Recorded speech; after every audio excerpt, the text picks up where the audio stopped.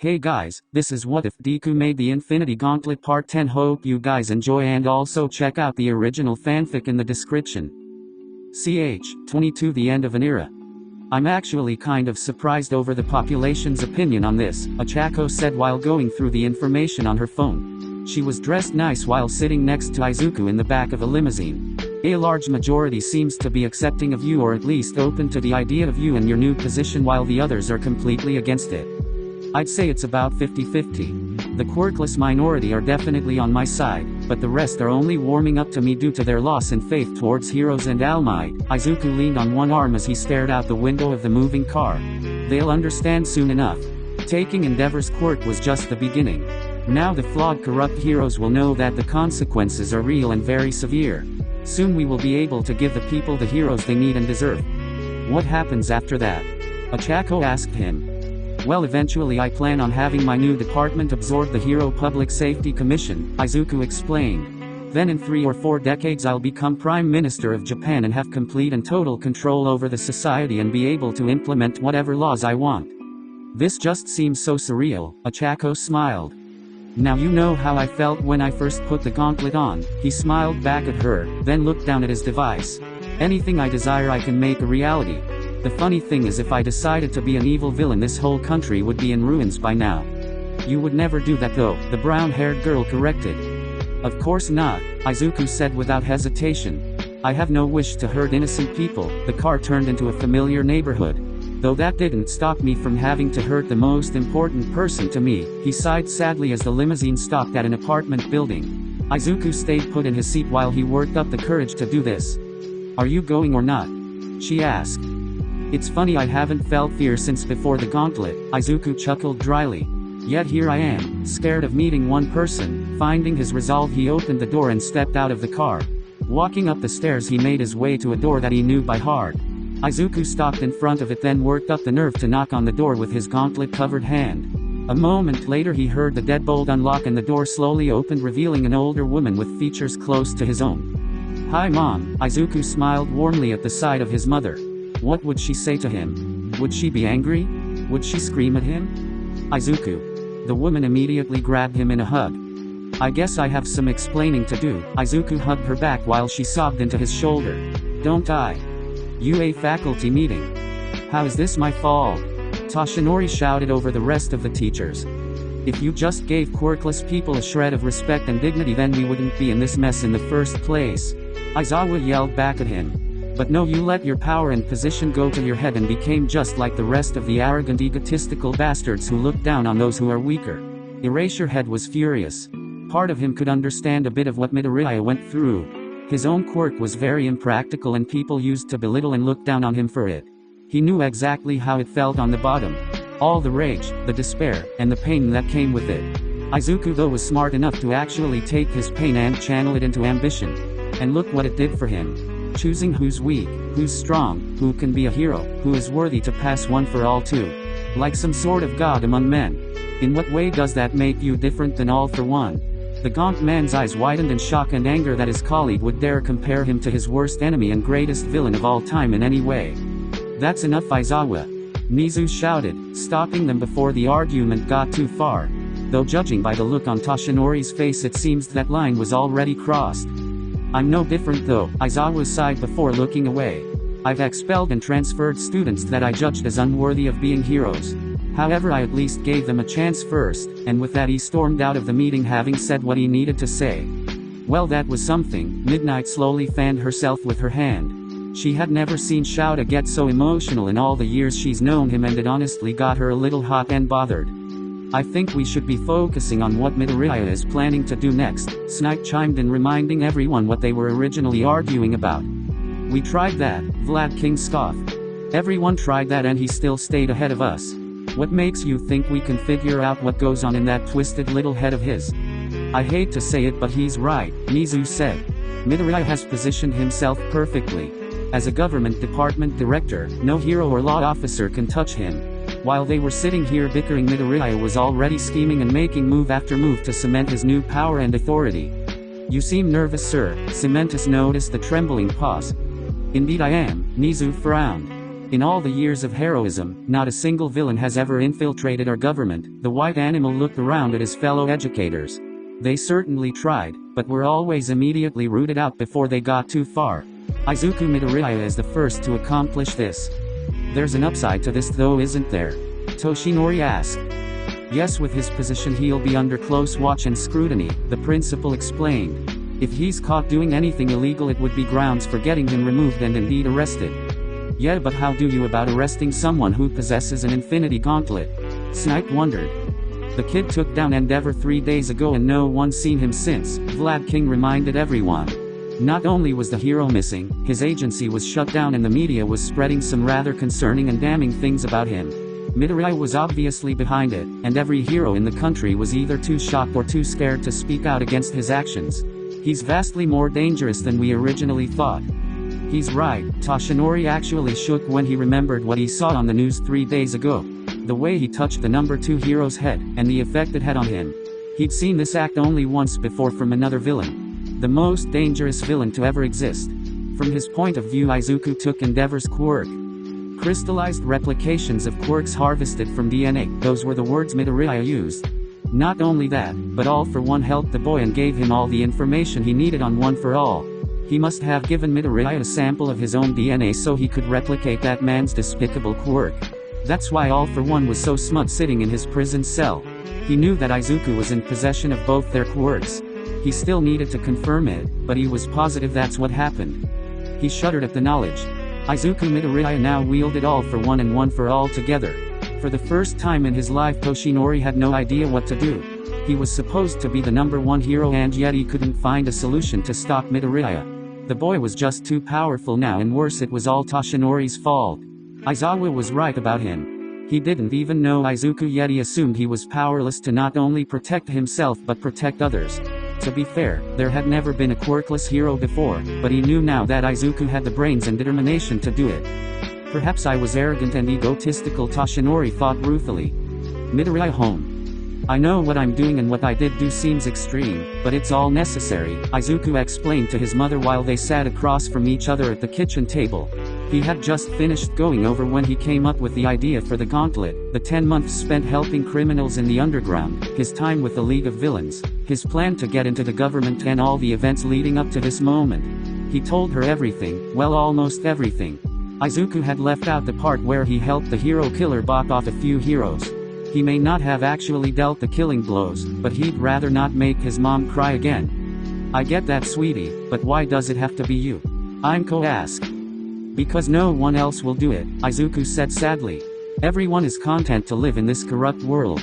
There are people who thinks it's unfair, but they're not willing to do anything about it. He was referring to the quirkless people like himself, but it wasn't their fault that they've been convinced that they are powerless. The only other person who also sees what's wrong with society and wants to change it is a serial killer. Can you imagine a psychopath wielding the Infinity Gauntlet? It would be a disaster. He at least had some morals. Unlike most villains, he had no desire to kill those he hated. In truth, he was the best person to change the hero-based society. But couldn't you have been a hero with this invention of yours? His mother asked the question that many wanted to know. Izuku actually chuckled lightly at that. You know, Mom, that was what I originally wanted to do. He smiled fondly, remembering his old naive hero-obsessed self. I was planning to use the Infinity Gauntlet to become a hero, partly out of spite against All Might and Bakugo, but then, he paused with a sigh. I started to see and learn things. I worked with various criminals in the underground and learned a lot about the world and heroes. Inko gasped, hearing her son again confess to actually working with such bad people. I found out how corrupt the heroes truly are, and when I was hired by the League of Villains I learned how deep All Might's lies run. Izuku looked at his mother. How could I be a part of such a terrible system? So I figured, why not change it, bring all the corruption to light and make a better world. Izuku Inko began, but he continued. I'm not asking you to forgive or support me, Mom. I just want you to understand. He waited for her response. Izuku, you know I love you very much. Inko wiped her eyes as they started to water. I really don't like all this destruction and antagonizing the heroes, but if this is what you wish to do, then I'll support you in any way that I can. Izuku smiled and gently took her hand. You don't have to. I have everything I need for what comes next in my plan, but thank you.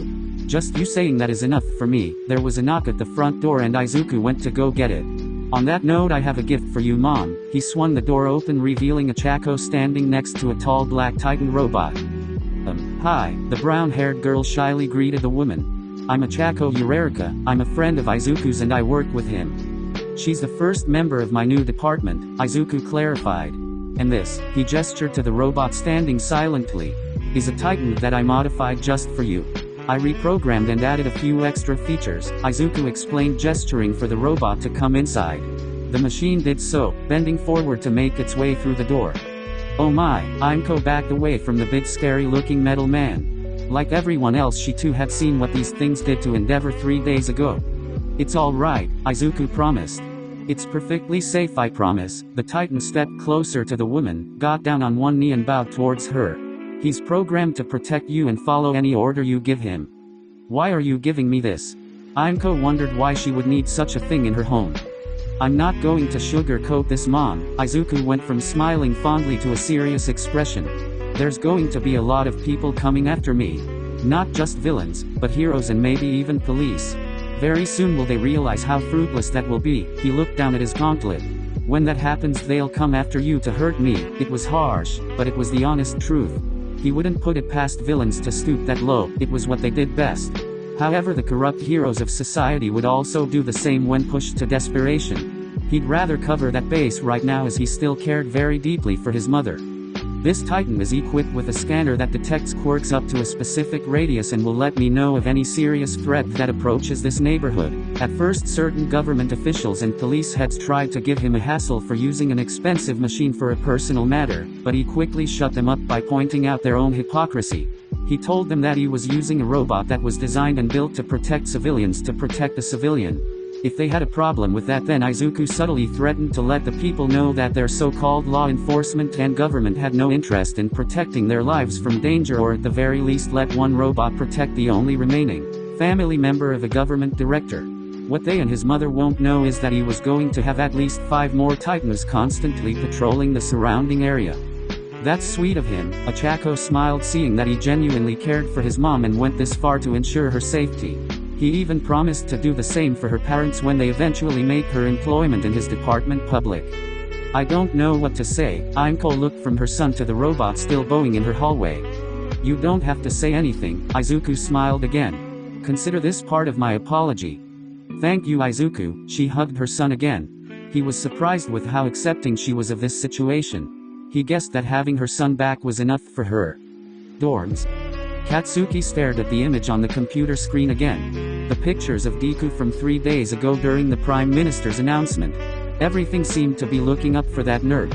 He remembered watching the news and almost choking on his drink during the announcement. How could the government be so weak that it would give a villain shit like Deku a position of power? Ah, Kaken, you're looking rather low today, Izuku whispered behind him. Almost like someone knocked you off your high horse. Katsuki whipped around to see Deku sitting there on his bed. I'm surprised you haven't killed yourself yet, since that seems to be your solution for people when they are at their lowest. Shut up. Bakugo snarled at him. This image of Deku wasn't even real. He had already figured that out, yet it still wouldn't go away. Was he losing it? How does it feel to be a failure, Kaken? Does it hurt? Does it sting? Izuku smirked at him. If only you acted like a hero instead of a villain towards me and everyone around you, then maybe this wouldn't have happened. Katsuki slammed his head on his desk, willing this hallucination to go away. Always remember, Kaken, you are the real monster, not me, Deku whispered in his ear before fading away. Bakugo desperately wanted this voice in his head to go away. He figured the only way to make it stop would be to stop the real Deku. However, that was easier said than done. The bastard's gauntlet made him nearly invincible, and being a government hired director made him untouchable. It seemed taking down Izuku was impossible. Hideout. Shigaraki sat in an abused armchair, repeatedly clawing at the leather arm as he watched the television screen. Every single news channel was talking about that brat. Izuku Midoriya, the former villain Apotheosis. The way the media used the words former villain irritated him. As if the kid wasn't still a villain at heart. Though what Shigaraki found truly infuriating was how Izuku became so popular in such a short amount of time. Izuku fought All Might, but so did he. Where was his recognition? Why wasn't the media talking about the League of Villains anymore? Was he so easily outshined by the brat? All these questions were grating on Shigeruki's nerves. Dabi watched his boss silently fume to himself. He was starting to wonder what he was still doing here. Izuku had accomplished so much with little help since he revealed himself to the world along with his gauntlet. He took on All Might to what the media called a standstill. Then went on to persuade the government into giving him a position of power and authority. The kid even went the extra mile, by taking down the number 2 hero. The man that Dabi hated the most. Izuku did it without lifting a finger, he merely sicked his robots on him. It was quite a treat to watch the bastard get beaten down repeatedly and then dragged before Izuku, who did something to him with his gauntlet that put the defeated hero to sleep. What had the lead done? A failed attack on UA, a few small acts of terrorism on cities, kidnapped a student from the training camp, which lead to their base getting raided and their real leader defeated by All Might. Now here they were, moving from place to place with no future prospects other than a possible alliance with the Yakuza. How would you like to come work for me? Dabi was starting to seriously consider Izuku's offer. Back then he hadn't gave it much thought, because Izuku only had 3 stones in his gauntlet. It made him powerful, but now with 5 of these weird stones of his he was beyond even that. Maybe he could accomplish more with him than Shigeruki ever could. Police HQ. What happened? Endeavor groggily woke up. Opening his eyes he tried to figure out where he was. Judging by the dim lighting, gray walls, and bars it was some sort of prison cell. He concluded that villain kid locked him up somewhere. Does he really think this can hold me? He sneered at the audacity and sat up in the bed. Endeavor then tried to activate his quirk so he could melt the bars, but nothing happened. He tried again to activate Hell Flame and still nothing happened. The sound of a loud metal rattling was brought to his attention. Looking outside his cell he saw Izuku Midoriya running his gauntlet against the bars. "Oh, you're awake," Izuku smiled at him through the bars. "What did you do to me?" Endeavor demanded.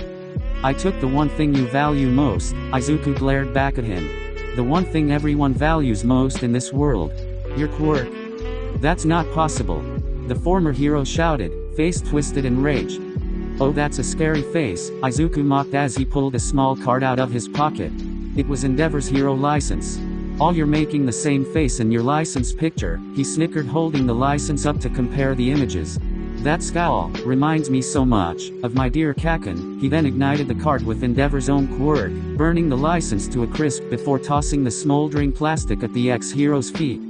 "Your career as a hero is over, Enji Todoroki." He thoroughly enjoyed the look of shock and disbelief on the man's face. "My agency will come after you for this." Endeavor spat. "I know, that's why I shut your agency down." Izuku crossed his arms. "Oh, that's right, you've been asleep for 3 days and don't know what's going on now. Let's just say I can get a lot done in 3 days, he chuckled in amusement. "Do you really think the public will let this slide?" Endeavor figured at least his fans would speak out against this brat. He was the second greatest hero after all. "I've got a question for you." Izuku paced the outside of the cell. "Do you think anyone will give you sympathy now that they found out what you've done?" He stopped to glare at the man through the bars. "How you drove your wife to madness, how you discarded your children when you realized they wouldn't further your ambition." See the ex-hero's shocked and angry gaze, he continued. "Or perhaps the public should know about how you drove your firstborn son Taoya to suicide. You didn't even look for his body. You shut the hell up." Finally snapping, he stood up on wobbly legs. "No, you shut up," Izuku yelled back. "The public knows the truth about you. They now know that you're not a hero. That someone like you should never be a hero, but don't worry, for you won't be the only hero I retire." "Who are you to decide that?" Endeavor argued. "You're just some quirkless brat with a fancy glove." "Well, this quirkless brat and his fancy glove is powerful enough to put you in your place," Izuku taunted him. "And I wouldn't be insulting quirkless people if I were you. After all, you are one of us now." He smiled widely. "It's not so bad, you will get used to it." Endeavor looked down at this clenched fist in rage, lamenting how useless he was now. The worst part was that the little bastard sounded proud of what he did to this once great hero. "I don't care how long it takes, but I'll make you pay for this one way or another," Enji Todoroki vowed. "There's a few things I've been meaning to ask you, Endeavor." Izuku ignored the man's petty threats. "Were you always like this?" he asked, stepping closer to the bars. "Let me rephrase that. Did it ever occur to you in your entire career as a hero to simply be a hero? Was this all just a competition to you? A way for you to be the best? Did none of the lives you saved matter to you? Was every person just a point for your scoreboard in this ridiculous imaginary feud with All Might? What else would I do this for? Todoroki stated. What would be the point if I'm not the best? Izuku just frowned in disappointment. Just like Bakugo and all the others, they missed the whole purpose of being a hero. Which was to be a hero. That's what I thought. Pinching the bridge of his nose with a frustrated sigh, he then slid open the entrance to the cell. Alright then, off you go, he waved at the man to leave. Enji gave him a skeptical look. You're not a prisoner, Todoroki. You've had your quirk appropriated and your hero license revoked, but you're free to leave. This is your punishment, Enji. Todoroki to live free in the new world, completely powerless to change anything. Two Black Titan robots came up behind Izuku. My advice to you is to try and piece back together your shattered family, maybe earn back their love and respect, have a second chance to be a father for once in your life. It's all you have left now. He smiled pleasantly and turned to his tall robots. Boys, escort this man out. The Titans growled in confirmation. Endeavor was taken by the arms and walked out of the cells. He didn't put up a fight. What could he do anyway? That little green-haired brat stole his quirk from him and took away his hero license. He was worthless and useless now. The robots escorted him through the police headquarters. Every employee and officer they passed gave him mixed looks. Some looked at the former hero with pity, others looked disgusted. Soon Endeavor was brought to the front entrance. The Titans then roughly pushed him out the doors where a sea of reporters and journalists were waiting. Endeavor, is it true about what happened to your first son Taiya? Todoroki? One of them asked, shoving a mic close to his face. Do you feel responsible for his suicide? Why did you lie to the public by saying his death was accidental? Why did you lie and say that your wife moved to the hospital for health issues? Did your agency know all this? Is that why Director Midoriya shut it down? More and more. The former hero was continuously bombarded by questions and accusations, and for the first time in his life he didn't know how to respond. He was alone and completely powerless. From atop the police headquarters, Izuku watched the man with a satisfied smile on his face. This age of heroes was finally coming to a close, and his new age would spring forth from the ashes of the old. I should really invest in some nicer suits, Izuku spontaneously remarked, looking down at his cheap jacket and tie. The left sleeve wasn't even properly tailored for his gauntlet, he just ripped it off at the elbow. Not very up-classy at all. Chapter 24, Genesis. This one looks nice, Izuku commented as he got a good look at himself in the mirror. He was currently at a fancy high-class garment shop to buy a new suit befitting his new job. This one was a cool gray, with a black buttoned shirt and matching black tie. He really liked it. Looks good on you, kid, the owner of the shop said. An old mustached man in glasses. Yes it does, this was the 10th one he tried on and so far it was the best. I'll take this one. In fact, I'd like a couple dozen made, custom tailored for my gauntlet please. Excelsior, the man suddenly exclaimed at making such a great sale. You've been a big help, Mr. Lee, he smiled at the owner. If you don't mind, I'd like to wear this one out. I've got an important meeting to go to. Is this how boys feel when they go shopping with their girlfriends? Achako dryly asked as she sat in a chair by the mirrors. A miserably bored look plastered on her face that eventually formed after watching him try on 10 suits in a row. I've never had a girlfriend, so I wouldn't know. Izuku blushed lightly in embarrassment, having realized that she'd been sitting there watching him shop for clothes this whole time. Sorry for dragging you here, by the way. It's fine. The brown-haired gravity girl stood up and stretched her stiff back out. She was dressed in a black formal jacket, skirt, fingerless gloves, stockings and shoes. So what's this important meeting we're going to? She followed behind Izuku as he paid for his new attire. We're paying you a visit, he said. Oh really? Eureka wasn't sure that was such a good idea. It's important for a government director in charge of hero regulation to check in on hero institutions every once in a while, Izuku explained. Plus it's good to keep your enemies on their toes. If you say so, Eureka said nervously. In truth, she was worried it would be awkward, mostly for her when they showed up at the school that expelled her not too long ago. Relax, everything will be fine, Izuku promised. You a class 1A? Alright, for those of you that received your provisional licenses, you will be eligible for the work-study program, Izawa explained to his students. The staff decided to continue teaching class as if everything was normal despite the recent political situation. Similar to the internships, you will be offered these positions from various hero agencies. The class didn't seem that excited, especially those who were part of the junkyard incident.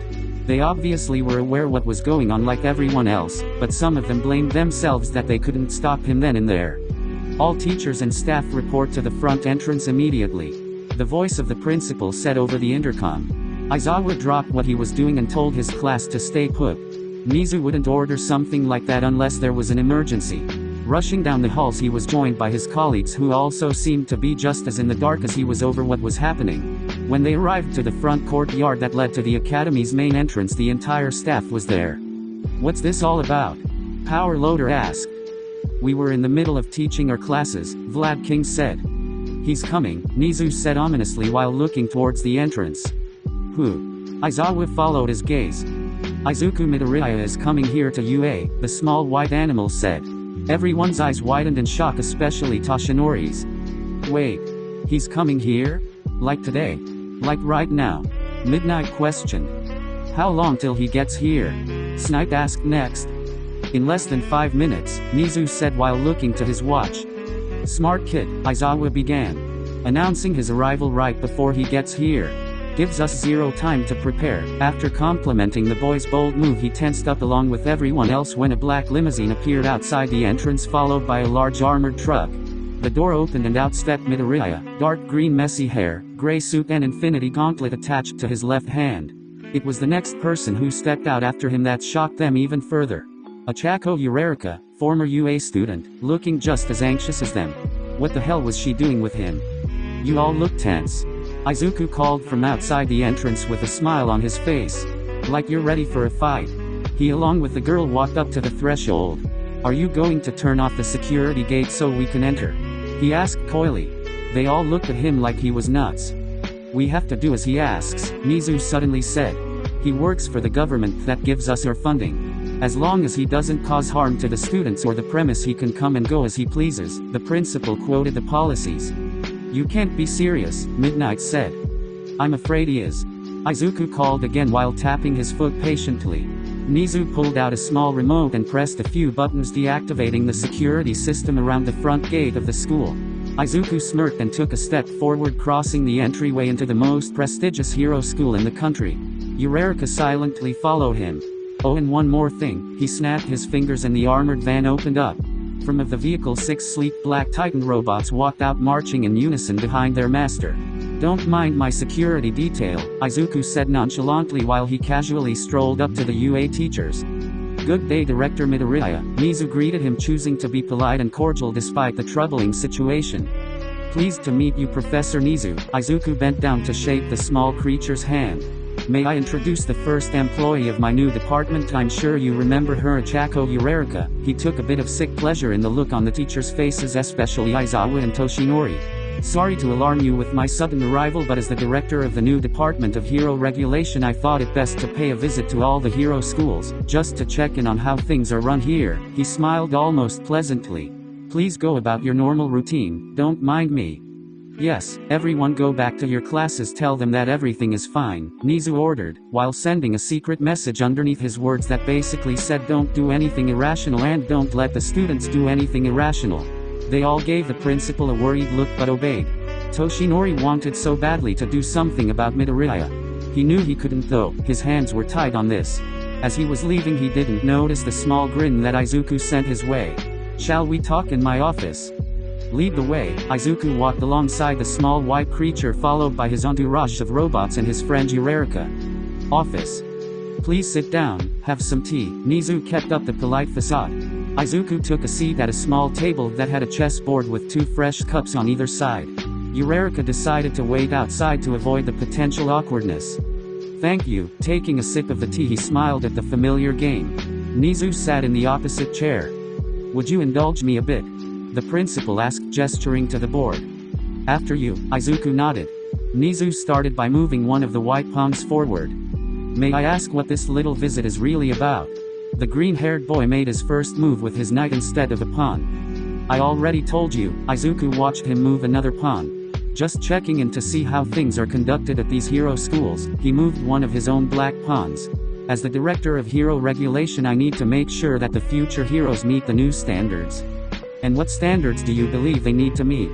Nezu asked as he moved another piece. I simply want them to be heroes for the right reasons, Izuku began as he made his move. Is that so wrong? To have real heroes who wish to honestly help others and are not in it for money or fame. No, there is nothing wrong with that, Nezu agreed. But have you considered the cost? What will you have to become to achieve such a goal? Maybe I should have been nicer about it. Is that your point? Using his knight, Izuku took out a pawn. Use my infinity gauntlet to become a hero and symbol of justice and good? Become part of the problem instead of trying to fix it. All I'm saying is that there's still a chance to do the right thing, Nezu told him while taking out one of his pieces.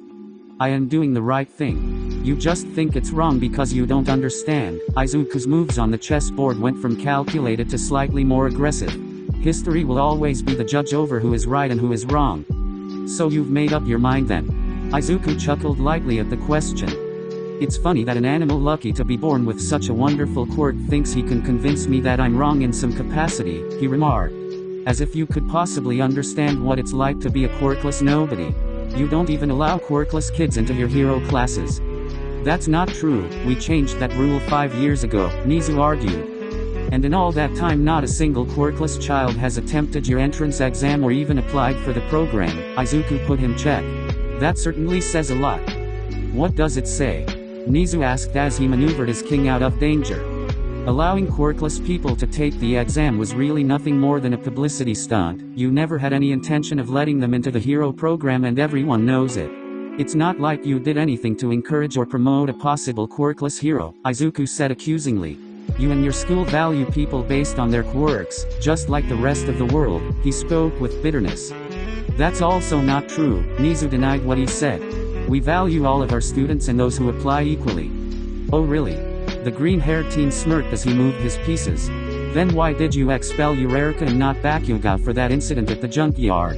He broke more rules and laws than she did, yet you chose to make an example out of her and not him. The principal didn't have a reply for that, he knew what it looked like from his perspective. I get why you did it. Bakugo has such a powerful quirk and volatile personality that of all the students he's the most at risk to turning into a villain. You and the teachers probably find it easier to let the baby have his bottle than to actually fix the problem. What a wonderful school this is, he said that last part with sarcasm. Why is Miss Eureka in your employ? Nezu asked in an attempt to change the subject. Though Izuku also noticed the hidden question underneath his inquiry. Are you using her? Unlike you and your staff, I saw great potential in her, Izuku explained. She has the heart of a true hero and I intend to make everyone see that. Nezu picked up on something he said there. It sounded like she was more than just an employee for his department. There was obviously more to this hero regulation program than initially implied, and that worried the principal. Staff lounge. All Might sat on the couch in his true form, wiping the nervous sweat from his brow. Izuku Midoriya just walked into UA as if it was normal. The fact that he would do something so bold after just being given his new position showed how confident he was. Just as he was wondering what he should do about this, the young third year that he wanted to be his successor barged into the room. He's here, isn't he? Mirio started. How did you know? Toshinori wondered. Some students saw him arrive from the windows and words gotten around. As soon as he heard the news that the new director of hero regulation was here on the grounds, he immediately went looking for his teacher All Might. Yes, he's here and the entire staff is on edge, the gaunt man admitted. Good. I can talk to him in person. Mirio began to leave, but Toshinori quickly halted his progress with a hand on his shoulder. Look, young Mirio, I admire your enthusiasm, but what do you think talking to Midoriya will accomplish? The hero told him. I myself couldn't get through to him. I really think he's beyond words at this point. I don't believe that, Mirio argued. No one is beyond words, least of all a kid who clearly doesn't understand what he's doing. Young Mirio, Toshinori sighed. I really don't want you going near him just yet, he told the honest truth. Not only is Midoriya in possession of One for All, but I think he also has All for One. The third year paled a bit at the mention of that awful quirk. All Might told him about the villain he defeated and now stayed locked in Tartarus. If Izuku Midoriya had that quirk as part of his gauntlet, the damage he could do with it would be astronomical. Then what do we do? First I need to confirm whether or not he has it, Toshinori told him. Then I don't know, he frowned in frustration. If I could just get that gauntlet off of him, then he wouldn't be such a threat. No offense All Might, But it's that kind of thinking that made him what he is today. Mirio reminded him that it was everyone believing quirkless people were weak and helpless that led Midoriya to this present position. Toshinori frowned. He did it again, but old habits are hard to stop. For now we watch him, he told his protege. I don't think he'll start a fight. I don't think anyone will start one with him either, Mirio sounded assured. Well, there's young Bakugo, apparently they have a bad history together. All Might suddenly grew extremely worried. He knew how quick to anger the boy was. A thought also occurred to him as well. What if Midoriya was counting on that? What if he came here knowing Bakugo would attack him on sight and that would give Izuku a reason to bring his new authority down on the other boy? If he truly had all for one, then this could all be a trap set to take Katsuki's quirk. I'll be back. Whatever you do, don't approach Midoriya yet. Toshinori went to go warn Aizawa to keep Bakugo away from their guest visitor. Halls of Ua. What a wonderful facility, Izuku commented as he strolled through the halls of the prestigious hero school. He marveled at the state-of-the-art training rooms they passed. As someone who could never walk this campus as a student due to his quirkless nature, he found great joy and satisfaction to be able to tour the place as much as his heart desired. Yeah, it's nice, Ochako sighed longingly. It was with a heavy heart that she followed him around the very school she was kicked out of, where her previous dream ended. Luckily Izuku was there at her lowest point to give her a new dream and purpose. Cheer up, Eureka. I know how hard this is for you. Izuku turned around to face her, silently gesturing for his Titanus to stop. Life and the goals we set are about moving forward, not looking behind. Then what are we doing here? Ochako asked. She still didn't fully understand why they came to her former school in the first place. We're here looking for those who also wish to move forward like us. Izuku turned to look down the hall where he finally spotted the room he was looking for. The support class. With a warm smile he walked right up to the development studio and without knocking went to open the door. Only for a big explosion of black smoke to blow the doors open and a figure to nearly crash into him. Izuku, without flinching, used the reality stone's power to catch it before it reached him. The robots growled for a moment before going back to standby mode after determining that it was not a threat to their master. Eureka's eyes widened in surprise at what just happened. I guess the fuel output was set too high, a girl's voice giggled from the smoke. Or maybe the generator overheated too fast. Mei Hatsume, Izuku held her up in the air with his power and the girl had yet to realize it yet. Still blowing things up, I see. Mei looked down to see Izuku standing there in the middle of the hall. Izuku! She exclaimed loudly. She hadn't seen him since his big debut on the news 4 days ago. Part of her was shocked watching what happened to Endeavor, but the inventor in her was also fascinated and overjoyed at seeing the finished version of the Titans. Speaking of which, there was a group of shiny black ones behind Gravity Girl. Are those the new models? Let me see. Let me see. She thrashed and wriggled in the air. Calm down. Izuku let her down and released his hold on her. All in good time, he glanced into the design studio and noticed that Power Loader wasn't present. Where's your teacher? He said something about needing to be in the surveillance room for something. I don't know, I wasn't really listening, she laughed. Gee, I wonder what he'd be doing in the surveillance room. Izuku smirked knowingly. Well, since he's not here, could I have a word with you in private? Sure, Mei agreed. Do you mind if I speak to her alone? He asked Eureka. The Gravity Girl nodded and decided to wander off for a bit while they talked. Izuku followed Mei into the workshop while ordering one of the Titanus to come inside while the rest waited in the hall. So this is the final model. Mei skipped around the unmoving robot examining every detail. No, this is the basic Titan soldier that will be incorporated into the police forces, Izuku told her. The ones you saw beat up Endeavor were the specialty models, specifically the anti-fire quirk versions. Wait, there's more specialty models? Mei asked. Of course, Izuku smiled at her enthusiasm. We got Titans for all elemental quirk users, telekinetic quirks, and strength quirks. They're not invincible, but they do make tough foot soldiers. After letting her geek out over the robot, he decided now was the time to talk seriously. So how have you been? I've been good, still making babies, so nothing's changed much, Mei said honestly. I never got a chance to apologize to you, Hatsume. Izuku's tone was sincere. Apologize? For what? Mei wondered what he would need to say sorry for. In case you thought I was using you. I wasn't. I've only ever seen you as a friend and colleague. He gave her assurance that he was never manipulating her in any way. How about we forget about it? If she suddenly placed her hands on his infinity gauntlet and lifted it up so she could get a good look at it.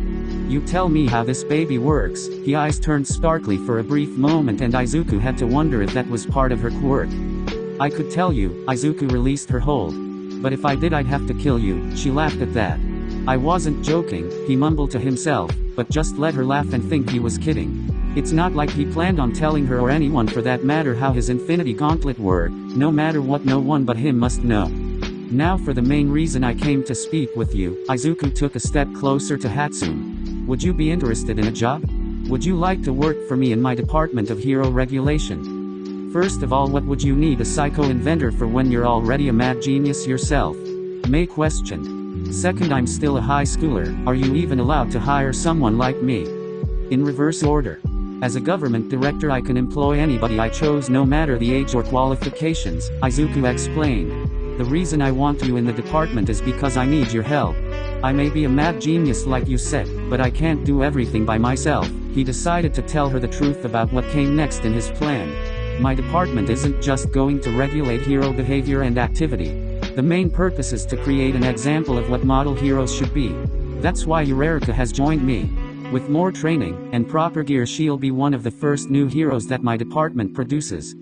And you need me to help with that. Mei looked at him with a curious gaze. Well, I figured with your wonderful potential for making babies you'd want to make some for the future great heroes. Izuku looked around the workshop that UA provided for its students. Would you rather sit around here for 3 years earning a diploma than working your way up some corporate ladder for a decade? Or would like to join me right now and make a difference in this world? He reached into his pocket and handed her a card with a number on it. Think on it. After that he ordered his robot to leave and went to follow it out the doors, but not before one last bit of incentive. Also think on this, your own personal workshop 10 times the size of this one is what would await you should you join us. Izuku smirked, seeing the excited look on Mei's face, like a kid was told he was going to a candy store. I'll be seeing you. He waved goodbye and went to go find a Chaco. Meanwhile, Shinso Hitachi stared at the 3 second years in front of him with a bored expression. Ever since the sports festival where he got further than anybody expected a general studies student to get, other students would often hound him about how a kid with villainous quirk could get that far. Of course they assumed he cheated, which Shinso would scoff at. A physical competition against students who could generate eyes, create explosions, had engines in their legs, and he must have cheated by using his God-given brainwashing quirk? What a load of crap.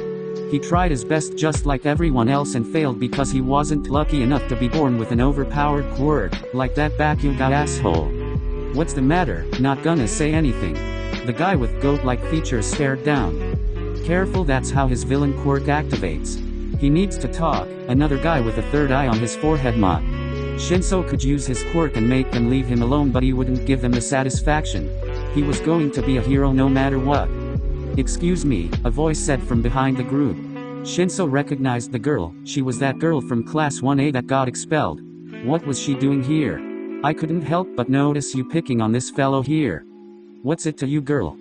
Yeah, get out of here. In a matter of seconds a Chaco was suddenly between them and Shinso, and the group of bullies were floating up to the ceiling. What? Were they bothering you? Eureka asked, looking towards the purple-haired boy while adjusting her gloves. Yeah, a bit. How did you do that? He remembered how she used her quirk in the sports festival. She had to touch them to nullify their gravity and make them float up. After I was expelled I gained a new friend who helped teach me new ways I can use my quirk. She looked to the students who were now desperately trying to gain a grip on the ceiling. Now I try to use a light touch so my targets don't even feel or know I've touched them until it's too late. I've even worked on my speed as well. That she has, another voice spoke from the end of the hall. Izuku appeared there with his mechanical bodyguards in his wake. As I told Eureka, there's other ways to be strong. He walked up to a Chaco and Shinso. I remember you from the sports festival. Shinso Hitachi, right? Yeah, that's me. Shinso kept a cautious stare on the guy in front of him. Izuku Midoriya, the quirkless villain that fought All Might and gained a position in the government. You did very well with your brainwashing quirk in the competitions.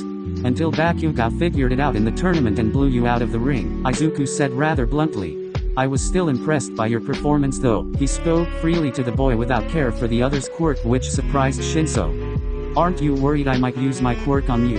The purple-haired boy suddenly asked. Oh, I wouldn't even try if I were you. Izuku pointed his thumb back at the robots behind him. Those titans are equipped with scanners that detect the activation of quirks and will attack you without hesitation.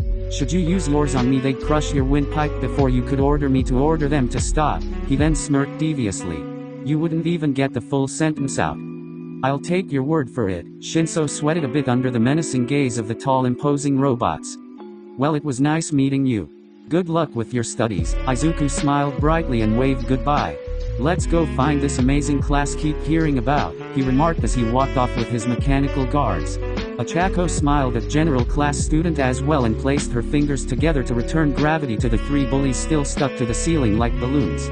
The students crashed painfully on the floor much to Shinso's amusement. When he turned around, Izuku and Uraraka were gone. "I need to see this." Shinso Hitoshi decided to follow after the two of them. Part of him was just curious to see what would happen, but the other part was hoping he'd knock someone down a peg. Class 1A. "So which hero agency are you going to for your work-study program?" Yayoi Orozu asked her fellow classmate Todoroki after the lunch break bell rang. "I figured you'd go with your father. His agency doesn't exist anymore," Shoto said. "That's right, I heard that new government department shut it down," Mina said. "What happened to Endeavor anyway?" Kirishima asked the hot and cold boy. "He showed up at the house yesterday, but he hasn't said anything to any of us," Shoto told them. "There's another thing, something happened to his quirk." Before he could explain, Bakugo stormed out the door rather loudly and Kirishima worriedly chased after him. Apparently he's still upset because he's the only student in their class that won't be doing the work-study program. He is the only one of them that failed to get their provisional license. He'll be taking the remedial training according to Aizawa. "He's in a bad mood," Kaminari supplied. "When is he not in a bad mood?" Tsuayu said with a quiet croak. "He's never been this bad though," Sero commented. Everyone made their way into the hallway as they went to go get lunch. They were stopped when a familiar person appeared at the other end of the hall. "So this is the famous Class 1A. Izuku smiled as he walked towards the shocked group of students. The ones who fought real villains and survived, the champions of UA and the future generation of heroes. The students all paled at the sight of him. They were told a special guest was here at UA by their homeroom teacher, and they were also told not to worry about. Now they understood why Aizawa didn't want them to worry. The entire class didn't know how to react. Ida, being the brave one, stepped forward in a protective manner between his classmates and the wielder of the Infinity Gauntlet. "I don't know what you're doing here, but please, this is school." Izuku just waved Ida off. "Oh relax, I'm only here to ruffle some feathers and do my job," the green-haired teen smiled. "Which is?" "To keep the heroes in line and make sure they're doing their jobs for the right reasons," Izuku supplied. "Let's see if I remember." He stepped a little closer, making Ida flinch. There was Shoto Todoroki, Tenai Ida, Momo Yayoi Orozu, Tsuayu Isu, and Ijiro Kirishima. "You were the ones who bravely fought me at Raxus Junkyard. I never got a chance to commend you for your wonderfully heroic behavior." Izuku applauded them. "I know your teachers scolded you for it, but they're too obsessed with bureaucracy and the value of quirks to know what real heroics are anymore." "What about Achako?" Tsuayu blurted out while standing up to him as well. "She went looking for you there first, and yet she was expelled because of you. If anyone is heroic, it's her." "You're absolutely right," Izuku agreed with her. "That's why I decided to lend her a helping hand. Isn't that right, Uraraka?" A stunned silence quieted the whole group when another familiar person stepped around the row of Titan robots. "Hi," she greeted them awkwardly. "Uraraka." Ida was the first to get over his shock. "Just what on earth are you doing with him?" He kept a wary eye on Izuku, who decided to stand back and watch the whole interaction. "You know what he is, and you must know what he's done." And the gravity girl wondered what his point was. "So why are you with him?" Ida demanded to know why she would ally herself with someone like Midoriya.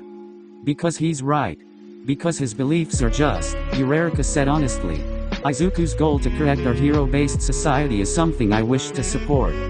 I find that hard to believe that's all he wants." Yayoi Orozu spoke up. "I don't expect you to understand, Momo Yayoi Orozu," Izuku said, directing his gaze to her. "You who was born into wealth, born with a wonderfully versatile quirk. I have nothing personal against you, but you, like many others, are blind to the problems of this world." That seemed to silence Momo. Passing over her, his eyes landed on Todoroki. "How's your father doing, Shoto? He made it back home safely, I presume?" Izuku said with mirth. "What did you do to him?" the bee-color-haired boy asked, with more curiosity rather than anger. He wasn't fit for the position of a hero, so I revoked his status in more ways than one. Izuku shrugged. Simple as that. I don't see what the big deal about Endeavor was. All it took was a few well-built Titan robots to take him down. Indeed, Shoto found himself agreeing with the other team. He used to always be intimidated by his father's overwhelming power, but ever since Izuku convinced him that his destiny was to surpass his father and be a hero unlike either him or Almighty, started to see Endeavor for what he was. A failure that could only pass his selfish goals onto others rather than complete them himself. After watching him get trashed by those machines on the news, in Shoto's eyes that once powerful intimidating man looked extremely small now. For all the man's ambitions and plans, it was all over for him now. Undone by one quirkless genius who not only took everything that mattered most from Endeavor, but he also exposed all of the man's dirty secrets to the light. For that Shoto was grateful. He already hated the man for what he put his mother and his childhood through, but after learning of the older brother Taiyo that he never knew and never would, he hated his father even more now. So how are you doing then? He was asking about his quirk. Shoto of course read between the lines. Not that it's any of your business, but I've been learning how to use the fire side of my quirk since our battle, the youngest Todoroki told him truthfully. Ah, but it is my business. You're all future heroes, and as the director of hero regulation, it's my job to make sure you're prepared and are doing your job as heroes for the right reasons. When he said that last part, he glared down at a rather short kid with purple balls for hair. Minoru Mineta. Izuku had completed his analysis of him after the USJ incident, and he wasn't impressed with the boy's quirk or his personality. Judging by how the student was shaking in terror at the sight of him and carrying behind one of the girl's legs, he hadn't improved at all. Hell, no one else besides Ida, Asu, Todoroki, and Yayoi Orozu had bothered to speak up to him. The others were clearly too frightened of him. What the hell? Bakugo turned the corner and spotted Deku standing there in front of his classmates. At first he thought it was another hallucination, but everyone else could clearly see him too. Finally some normalcy. Izuku smiled at the breath of fresh air and predictability that Katsuki Bakugo brought. The blonde stomped over to him, palms sparkling. Hey man, don't do anything rash. Kirishima placed a hand on his friend's shoulder to stop him. Oh yes, please do something rash. Izuku waved his hand silently, ordering his Titanus to stand by and do nothing. Don't listen to him, he's just trying to get under your skin. The redhead kept a tighter hold on Bakugo. I get it, he beat you up pretty bad at the junkyard, but that's no reason to get this angry. Really? Izuku raised a brow at that. You really think that's why he hates me so much? He then looked to Katsuki. So you didn't tell him or the rest of your classmates? Interesting. Tell us what? Tenite asked. It appears your friend Bakugo decided to remain tight-lipped about his past, specifically who and what he really is. Izuku smiled at them. Allow me to shed some light on the matter. You see, when Bakugo here got his quirk in preschool, everyone around him, the adults and the kids, praised him for it, he explained. Sadly, that created a massive superiority complex and gave birth to an arrogance and ego that could rival the gods. He enjoyed the furious look on the explosive blonde's face. And so Bakugo here became the worst school bully, doing whatever he wanted to anybody. Especially me, isn't that right, Kaken? Kirishima released his hold on Bakugo. He called me Deku, the useless, worthless, quirkless nerd. He's blasted me with his quirk more times than he's probably hit you all with it in training. He did that. The redhead at first didn't want to believe that, but he wasn't blind to Bakugo's violent personality. He just never thought the other would stoop so low as to bully a defenseless person. So you didn't know then? Izuku frowned. Forgive me for thinking the worst of you, Ijiro Kirishima. I thought you were one of those parasitic leeches who ride the coattails of those in power without a care for what the person's done. Just like his former middle school lackeys. It seems you simply didn't know the truth. My sincerest apologies. Everyone went from looking at Izuku to staring at Katsuki. Some looked at him in contempt like a Chako, Ida and Todoroki. Others like Kirishima and Mina were staring at him in disappointment. Bakugo finally had enough of the accusing eyes and turned his fury on the cause of this. Launching forward, his hand reached out to blast Deku off his feet. Time slowed down as Izuku's mouth widened into a pleased grin. He raised his gauntlet and opened the palm as the soul stone glowed an eerie purple. No explosion came, and the gray capture weapon wrapped securely around Bakugo's body, pinning his arms to his side and hauling him away from the green-haired director. What a joy that could have been? Izuku thought as he sighed in disappointment and deactivated the soul stone. I'd appreciate it if you didn't harass my students, Izawa said as he kept a tight hold on Bakugo with his scarf while making sure the boy's quirk was erased. He arrived just in time to see the blonde attacking the boy once known as the villain Apotheosis. I was merely educating them on things they didn't know. That's what a teacher is supposed to do, right? Izuku explained himself while simultaneously calling Erasure Head's methods into question. Helping the students to be the future heroes is what this institution is all about, but judging how Katsuki Bakugo is still snarling at me like a rabid dog, it seems the school's behavioral practices are not as good as I imagined. Izuku took a step closer to the still captured Bakugo. He's been here for over a semester and yet he's still the same violent boy that tormented me through my childhood. You've got your work cut out for you, Aizawa-sensei. He leaned in closer to the blonde's angry face. I honestly can't wait for you to become a legal registered hero Kaken, because then you will be under my jurisdiction. His smile promised future misery for the explosive team. Bakugo wanted to scream curse words at him, but Eraser's capture scarf wrapped around his mouth while the teacher dragged him off somewhere. Izuku hummed in thought as he watched his former bully get taken away. Did Aizawa figure out what the Soul Stone does? Or did somebody else figure it out and warn him? Questions he would save for later. Was that true? What you just said about Bakugo? Kirishima asked, stepping forward courageously. Yes. That's the sad truth about this world, Kirishima. Those with power get to do whatever they want to those who lack it, Izuku explained to him. Isn't that right, Todoroki? He's right, the class gasped in shock when Shoto once again agreed with Midoriya. For a while I didn't fully understand why I disliked Bakugo, but now I think it's because he's very similar to my father. Fear not though, because I'm not letting bad people like them be heroes anymore, Izuku nodded to them. Have a nice day everyone, I look forward to seeing more from this wonderful class. He turned to walk away followed by his titans. Achako bowed apologetically to her former classmates and trailed after him. What about you? Momo finally spoke up, finding courage to contradict him. When you have everything the way you want it, you will be the last bad person left. So what happens to you? Bad person. Izuku turned and walked back over to her, getting a bit into her personal space for intimidation. It didn't help that he also stood at the same height as her either. So you think the person who is trying to fix the problems of this world, problems that other people created, is evil? He stared into her eyes, letting his glow green with the power stone for a moment. You have some growing up to do, Yayoi Orozu. Goodbye for now. He broke eye contact and turned to leave, letting Momo release the breath she was holding. Empty classroom. Let me go, damn it. Katsuki thrashed and yelled. Enough. Aizawa released him quickly, letting him fall against the desk. He was going to shout some more, but Erasure cut him off before he could. I know what your problem with Midoriya is. What? Bakugo froze. So you heard what he said too? No. After the junkyard incident, we noticed by your injuries that Midoriya gave you special attention, so Nezu investigated your history and past relationship with him. He paused for a moment.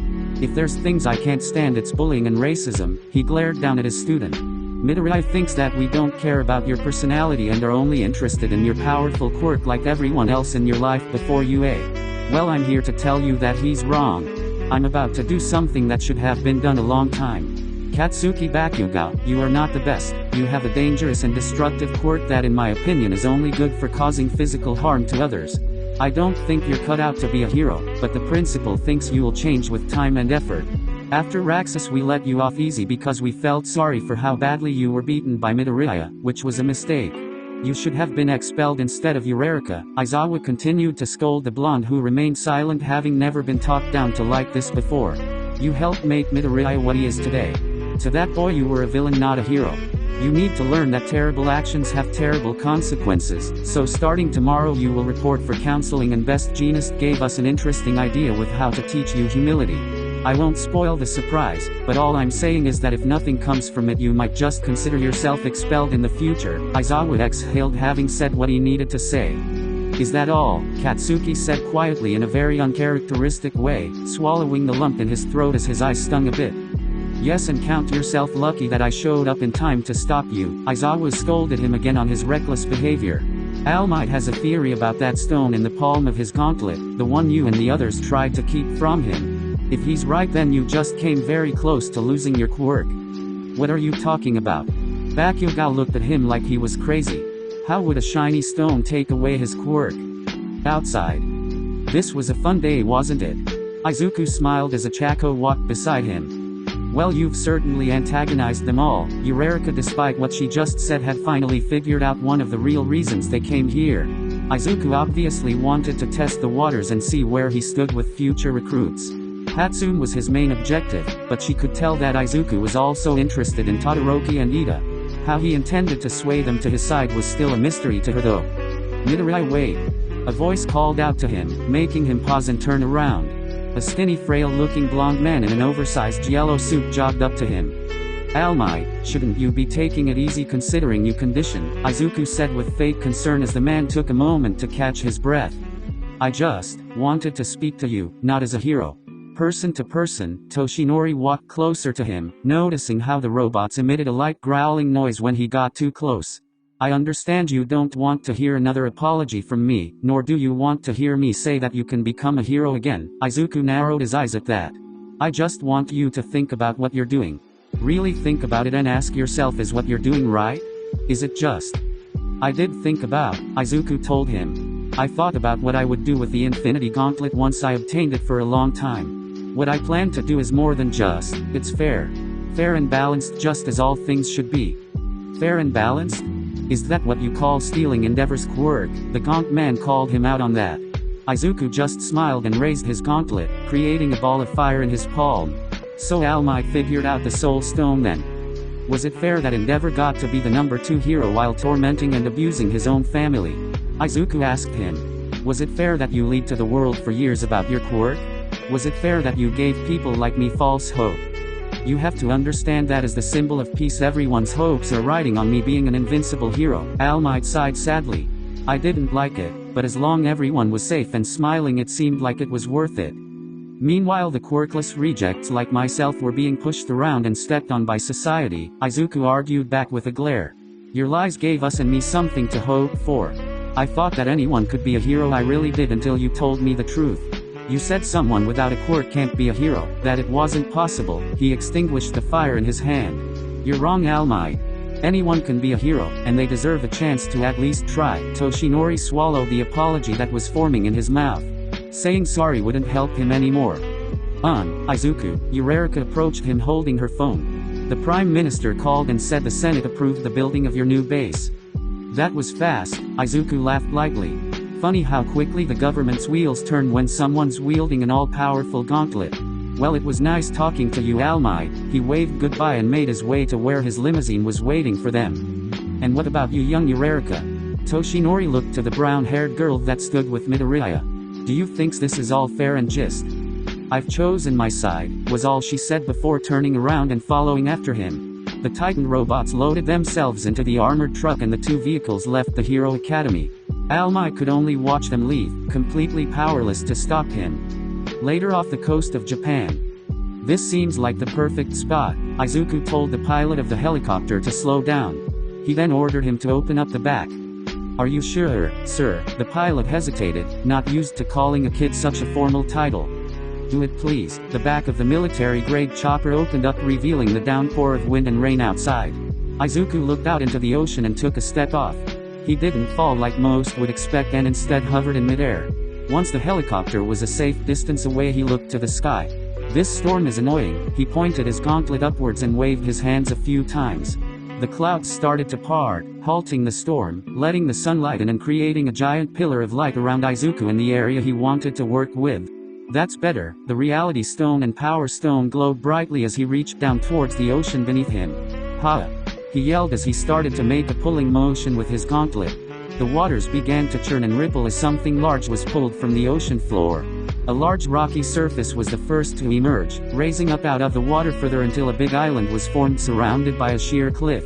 Izuku had used his power to create a new landmass off the coast of Japan. Slowly levitating down, the green-haired gauntlet user gently landed on his newly made island. Upon this rock I will build my church, he mockingly quoted as he took a look around the foundation for what would become his future base of operations. His phone suddenly went off, interrupting his musings. Seeing the unknown number, he smiled, having an idea who it was. I've been trying to get in contact with you for the past 3 days, he said as he answered the phone. You're a hard man to reach, Stain. You've outdone yourself, kid, the hero killer finally said. You know, I had a hunch that you were going to accomplish great things, and I always trust my instincts. Did you see the news about Endeavor? I'm pretty sure I won our little bet, Izuku declared in victory. That you did. So, what do you want me to do, boss? He could hear the smirk in Stain's voice, and that too brought a smile to his face. Chapter 25, Judgment. Shigaraki was not happy. Not the least bit with the situation that presented itself today. First, the Yakuza was being stubborn and refused to meet with them. They were obviously playing the long game. Something that Sensei taught him: these groups will sometimes put off meetings in order to buy time or to make you lose your patience, which in turn would cause you to make a mistake.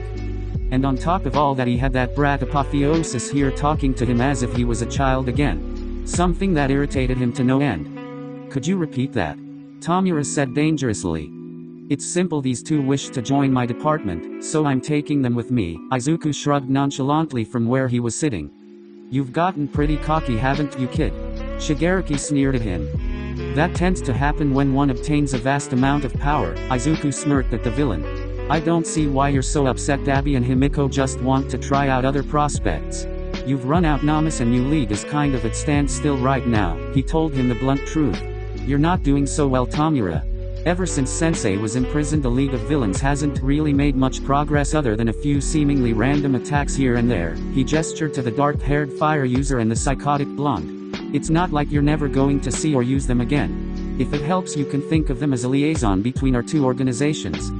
You've got some nerve, Midoriya. Tamura. Shigaraki glared at him through the fingers of his father's hand. I remember when you were just a scrawny little quirkless nobody, helping petty scumbags and bank robbers perform small-time jobs before Sensei and I led into our group. You were nothing before you joined us. Nobody was interested in you. Even the police didn't start investigating you until the UA attack. Izuku frowned as he went on this rant. Now you sit there with your little toy and think you can do whatever you want. Shigaraki stood up from his chair. Get out. If I ever see your face again, I'll turn you to dust. He spat as he turned to walk away. We're not done here, Tamura. Sit down, Izuku said calmly. Shigaraki ignored him and kept walking away, only to freeze when a powerful force held him in place. I said. The villain was lifted up in the air in front of all his subordinates and tossed back into the chair he occupied a moment ago. Sit down. Izuku's aura turned dark and menacing before it vanished as quickly as it came, returning to his warm, pleasant demeanor, which honestly frightened the members of the League. I don't think we're understanding each other, Izuku remarked.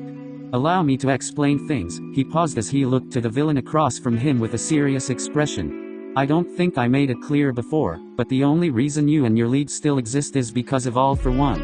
Sensei was kind enough to help me, to give me advice and a place to work in privacy. And because he showed me such kindness towards a quirkless nobody, as you put it, I decided to extend a similar kindness to you, his successor Tamura. Shigaraki. He then smiled again in that creepy way. Without that, I would have crushed the League of Villains by now, and you and your members would be rotting in a cell. I should grateful? Is that what you're saying? Shigaraki spat. No, you should feel lucky that I still consider you a friend and look up to All for One as a mentor, Izuku explained. So just be very careful with what you say and do towards me, because this, he gestured to the abandoned warehouse the villains currently occupied, could all end if I so desired. He stood up from his chair. Now do we understand each other, Tamura? Shigaraki. Yeah, I think I get it, Shigaraki growled out. He didn't like it, but his mind started plotting anyway for him to use this to his advantage. At the very least, it seemed Midoriya was keen on letting them do as they pleased for now, but how long would that last? Now more than ever, Shigaraki needed to get his hands on that quirk-erasing weapon that the Yakuza was rumored to have in their possession. Great. Izuku opened a portal. We'll be seeing you then, he smiled as he stepped through. Toga of course didn't hesitate to follow him into it. Dabi however looked to Shigaraki and the rest of the League for a moment. Nothing personal, guys, the patched-up man said before stepping into the portal towards his new role. When they were gone, Kirajiri, who remained silent through the whole altercation, finally spoke. I know you don't want me to say it, Shigaraki, but we still need his friendship, the misty villain said. He's probably the only thing keeping the heroes off our trail at this point. What does she see in him? Twice murmured to himself, a little upset that Toga just left with Midoriya. Probably the cute freckles. He was of course ignored. Kirajiri. Tamura removed the hand from his face. Tell me about this weapon Sensei left for me again. Meanwhile, Welcome to the temporary headquarters. Izuku gestured to the large portable trailer they were currently occupying. Where the hell are we? Dabi asked as he looked at one of the windows and noticed a lot of construction going on outside. An island out in the ocean I created, Izuku told them as he sat down at the desk of his makeshift office. I'm sure you noticed the tremors felt throughout the city recently. That was you. Dabi raised a brow. Oh, he's only getting stronger, Toga gushed. This is where the main base of operations will be built, Izuku told them while ignoring the blonde girl's thirsty gaze. It will serve as a home base, a training facility and as a factory for the Titan robots. You still haven't said what you need us for, Dabi noted. Don't get me wrong, things seem to be stagnating in the Handman's League and I'm glad that you offered a better alternative, but why did you recruit us specifically? Izuku merely smiled in response. I want you to because of all the members of the League of Villains, you two were the most reliable and willing to listen to me, the green-haired teen explained. I want you two to work with another agent of mine that I recently recruited. The three of you will be my eyes and ears in the underground world of villainy. I now have my hand on the heroes, but you three will be my black hand on the villains. Izuku needed them to keep the villains in line while he kept the heroes in line. Now it made sense to Dabi. Apotheosis never liked to leave too much to chance. If he was to succeed in his eventual absolute control over the Society of Heroes, then he would need control over the Dark Society of Villains too. There were other groups out there besides the League of Villains.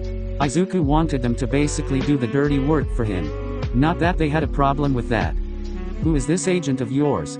Dabi asked. Where is he? Himiko asked as she glanced around the office. He's busy, Izuku grinned. I've been idle for a short period, but now while my base is being constructed I shall bring judgment swiftly down upon the false heroes. These next heroes on my list will serve as an example, just like Endeavor. Now Dabi liked the sound of that. Later city streets. Thank you. You're too kind. MT Lady smiled at the adoring public. She had just successfully pinned down a villain who tried to rob a pharmacy, and after the police took him away she stuck around for the reporters to take pictures and to sign autographs. It was great being a hero. Ahem. Someone loudly fake coughed behind her. MT Lady turned around in her normal-sized form to see a tall man dressed in black armor, overcoat, and a strange black featureless mask that covered most of his head, leaving only one opening for his mouth. Mount Lady, on behalf of the HRD, you are required to come with me to face evaluation, the mystery man said in a rehearsed fashion. Evaluation? The female hero questioned. Yes, evaluation, or sentencing if you prefer, the man repeated. In other words, the boss, Director Midoriya, wants to see you. And what does that little boy want with me? MT Lady asked in a mocking tone. You're one of the heroes at the top of his list. She could see his grin through the mouth hole of his mask. You're on the chopping block, Mount Lady, so come with me and face the boss's judgment. Just what sort of authority do you have? Who are you anyway? She demanded. I work for the HRD, that's all you need to know, he shot back. Now are you going to come quietly? Please don't, because I have permission from the boss to use force if necessary. Just who does that little brat think he is? MT Lady didn't like being talked down to, especially in public in front of fans and reporters, so she tried to rudely shove the masked man away. That proved to be a big mistake. In one instance the man had dashed behind her with shocking speed. The hero felt a shallow cut on her cheek, and when she spun around the man was holding a combat knife stained with a few drops of her blood. You tried to harm an agent of the HRD, that's really not going to help your case when you're in front of the boss, the man chuckled darkly as a tongue came out of the mouth hole of his mask to lick the blood. In the next moment MT Lady suddenly lost control of her body. In front of everybody she collapsed like a puppet that just got its strings cut. Take her away, boys, he ordered to someone she couldn't see from her position on the ground. A large metal foot entered her vision as something growled and bent down to grab her by the leg. The Titan robot dragged the hero over to an armored truck where it roughly tossed her into the back where the two other heroes were sitting, not paralyzed as opposed to her, because it seemed they surrendered themselves peacefully unlike her. And that makes 3, the man said as he checked off the third hero on the list he was given. Midoriya wanted these 3 specifically to make a big show out of. In the same way that he made a show out of Endeavor's humiliating defeat, and honestly he couldn't wait to watch it.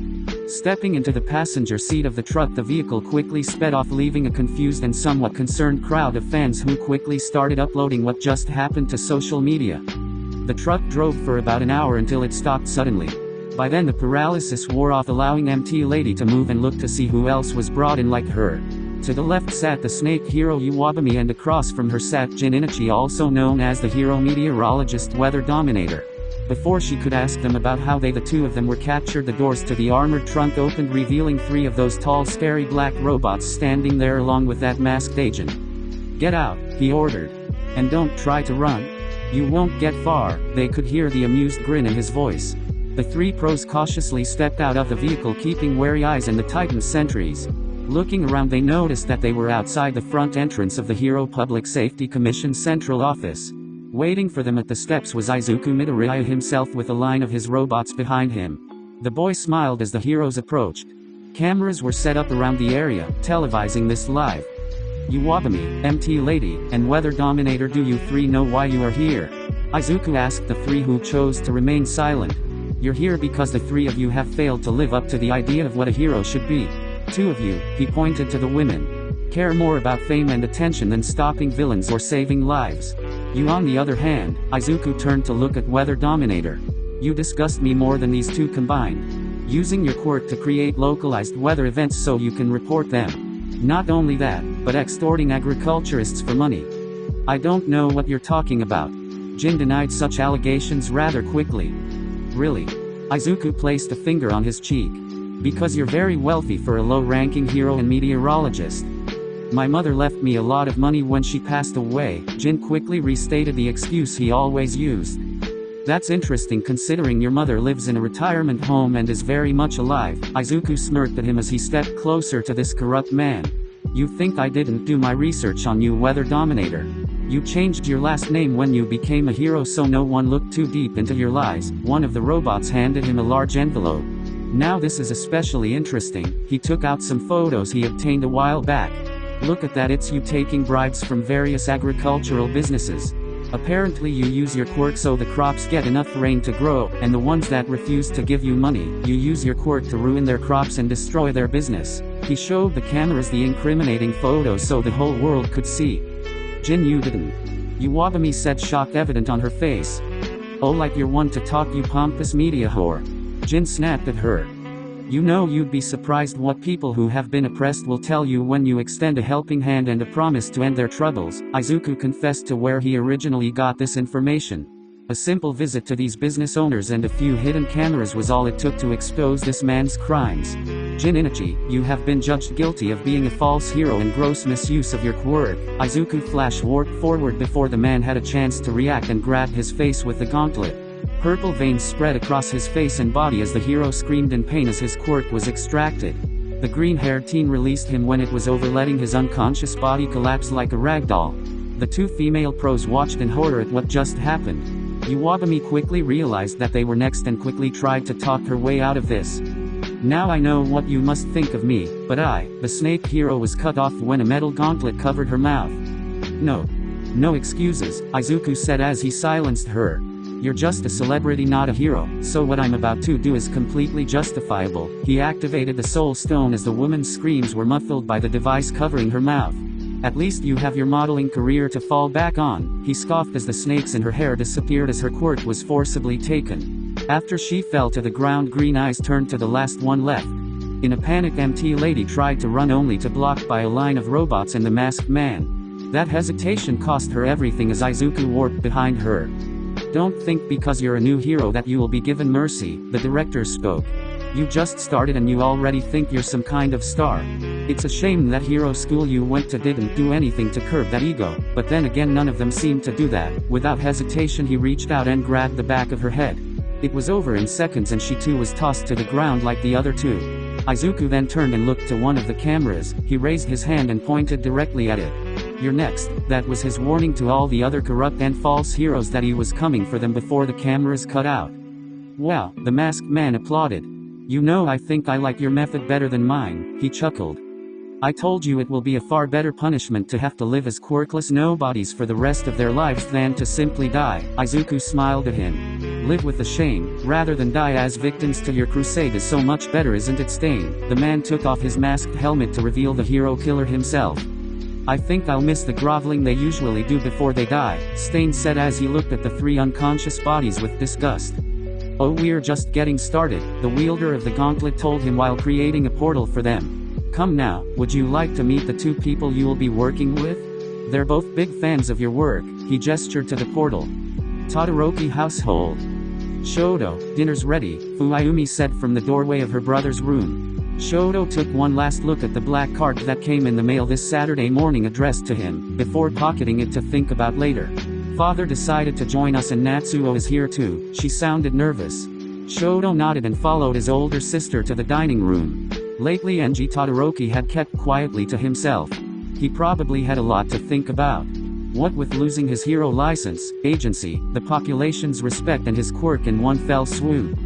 Shoto walked in and his father's eyes immediately zeroed in on him for a brief moment. The hot and cold boy sat down at the opposite end of the table while his sister Fuyumi sat to the left while Natsuo sat on the right as they usually did during these weekend dinners.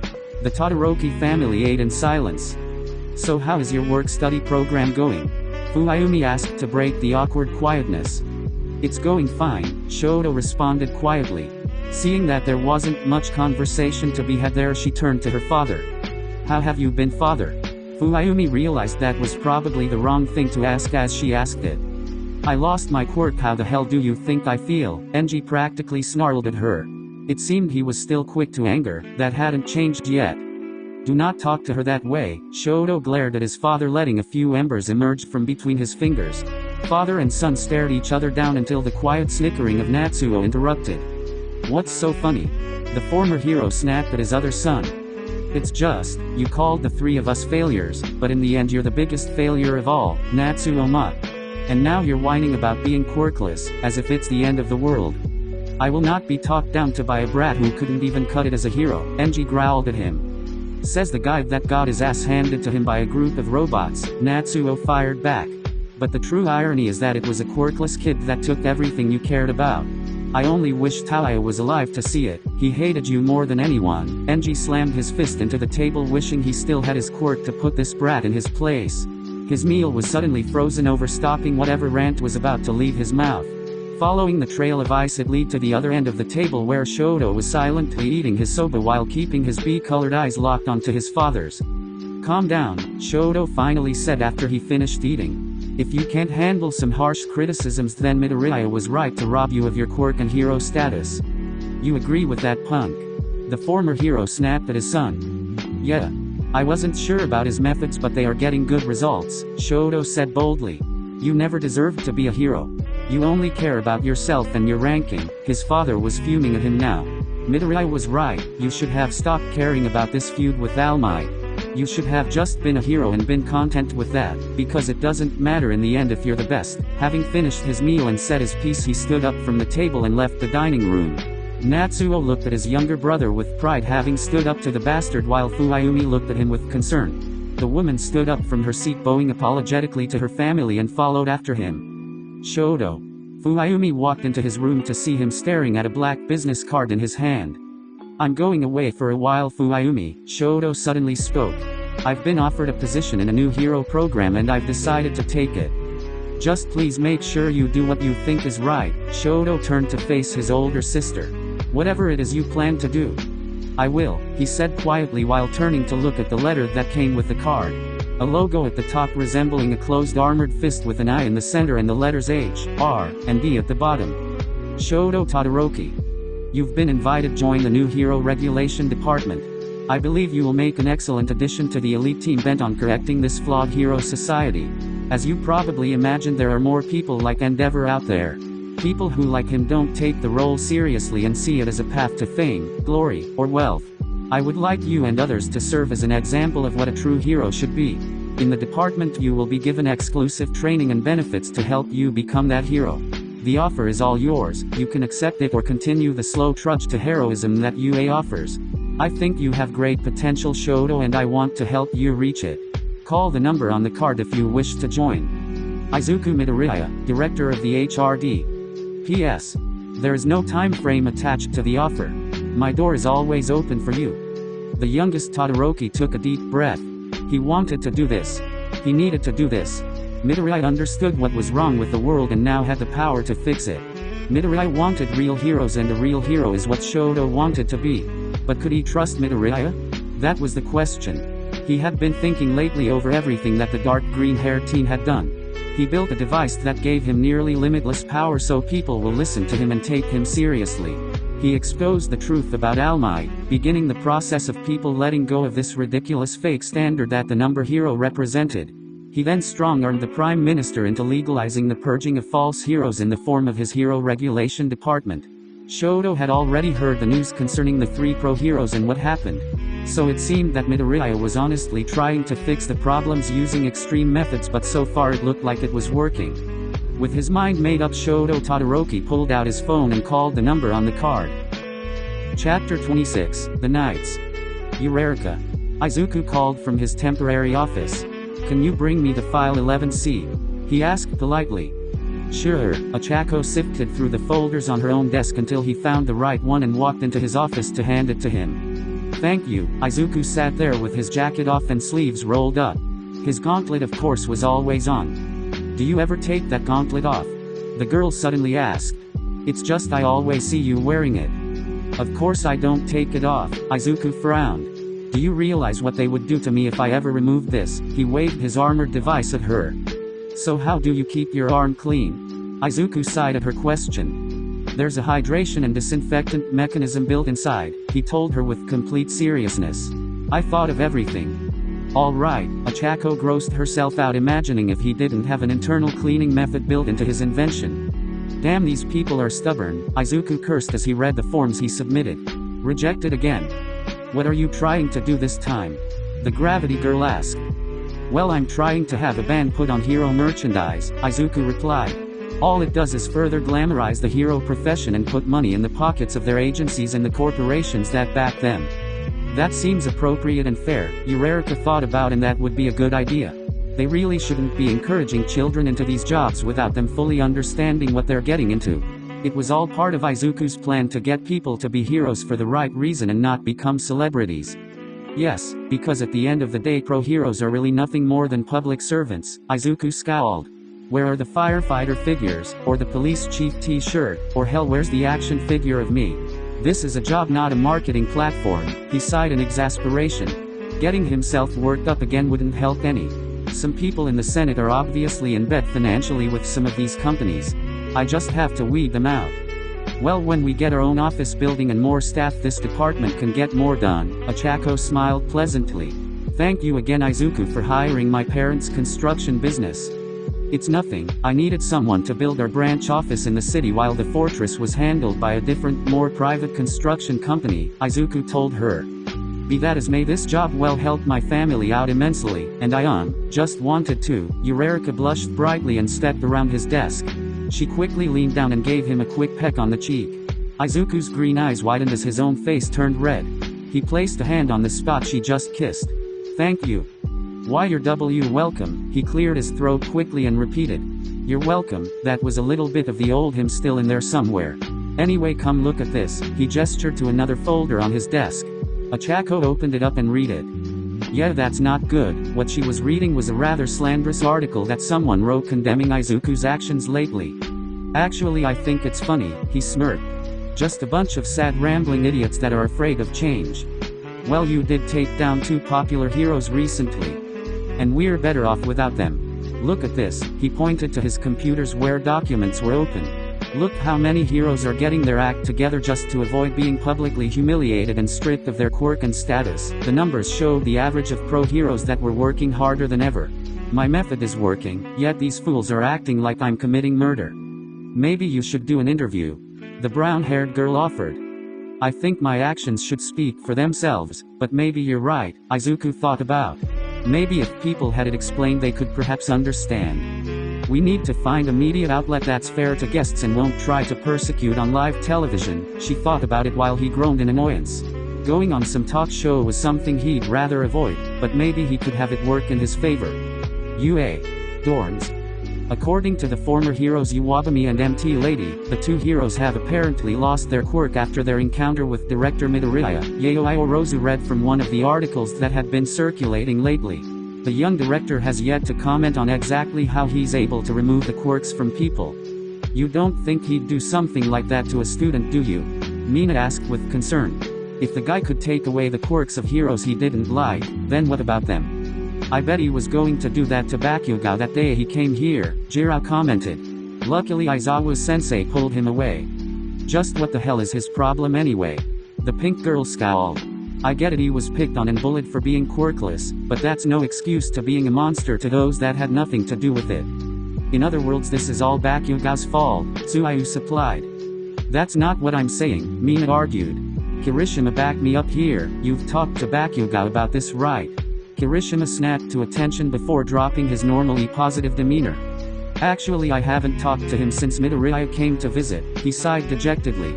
How do you talk to guy that you used to think only acted like an asshole when you find out that he actually is an asshole? Well, we at least need to get his side of the story before we make accusations, Mina said. What side? He picked on a defenseless person, so he's clearly in the wrong. I'm not sure I want anything to do with him anymore, the spiky redhead argued back. Well, we need to know the full story. Mina raised her voice. How about you go talk to him? You get his side of the story. Kirishima was getting rather angry now at her persistence. Stop yelling, Aizawa walked into the living area on his way out the door. I've been called away. I'll be back, so don't start a fight while I'm gone, he said before he exited the building. The students remained silent a bit before the pink girl spoke again. I can't, Mina finally said. If he really beat up a quirkless person for no reason, what do you think he'll do to one of us if we stand up to him? You're afraid, Kirishima noticed. Of Bakugo? Yes. Yes I am, the acid girl admitted. You a principal's office? We think we found something, Nezu began his explanation. We noticed the usual amount of robots at this shipping yard, so I did a little digging. What did you find? Toshinori asked. The principal grinned with hope. Izuku Midoriya is a genius, he created a device meant to be used against his gauntlet, Nezu said excitedly. No way. Even Toshinori was ecstatic to hear that. There was a way to physically beat him after all. There was hope. Yet apparently he built this thing in secret in case the Infinity Gauntlet was ever removed and used against him. A friend in the Senate who has access to classified files slipped me a secret document that Midoriya wanted destroyed. The principal pulled out a copy to hand to him. He calls it the anti-gauntlet. According to the file, its purpose is to absorb the energy from the stones and render the Infinity Gauntlet powerless. How would we get our hands on it? Aizawa asked. That's the part you're not going to like, shouted Aizawa, Nezu sighed. Let me guess, one of my students is going to be put in danger again. The homeroom teacher glared banefully. Not likely. We just need him to get in, get the device and get out while we provide the distraction, Nezu told him. Who were you considering? Toshinori asked. Training room. Die. Katsuki blasted another boulder to bits. He had tried booking this training time with shitty hair, since he could physically absorb the damage of his explosion, but Kirishima wasn't talking to him anymore. In fact, no one in his class wanted anything to do with him anymore. Even Kaminari, Siro, and the Shoto were avoiding him lately. On top of all that, he had been forced to regularly attend counseling to help control his anger. You still seem pretty angry to me, Kaken, that mocking voice spoke. He had yet to tell Hound Dog of this hallucination of Deku that wouldn't go away. Still practicing for your provisional license remedial class. The last thing society needs is you out there on the streets fighting crime.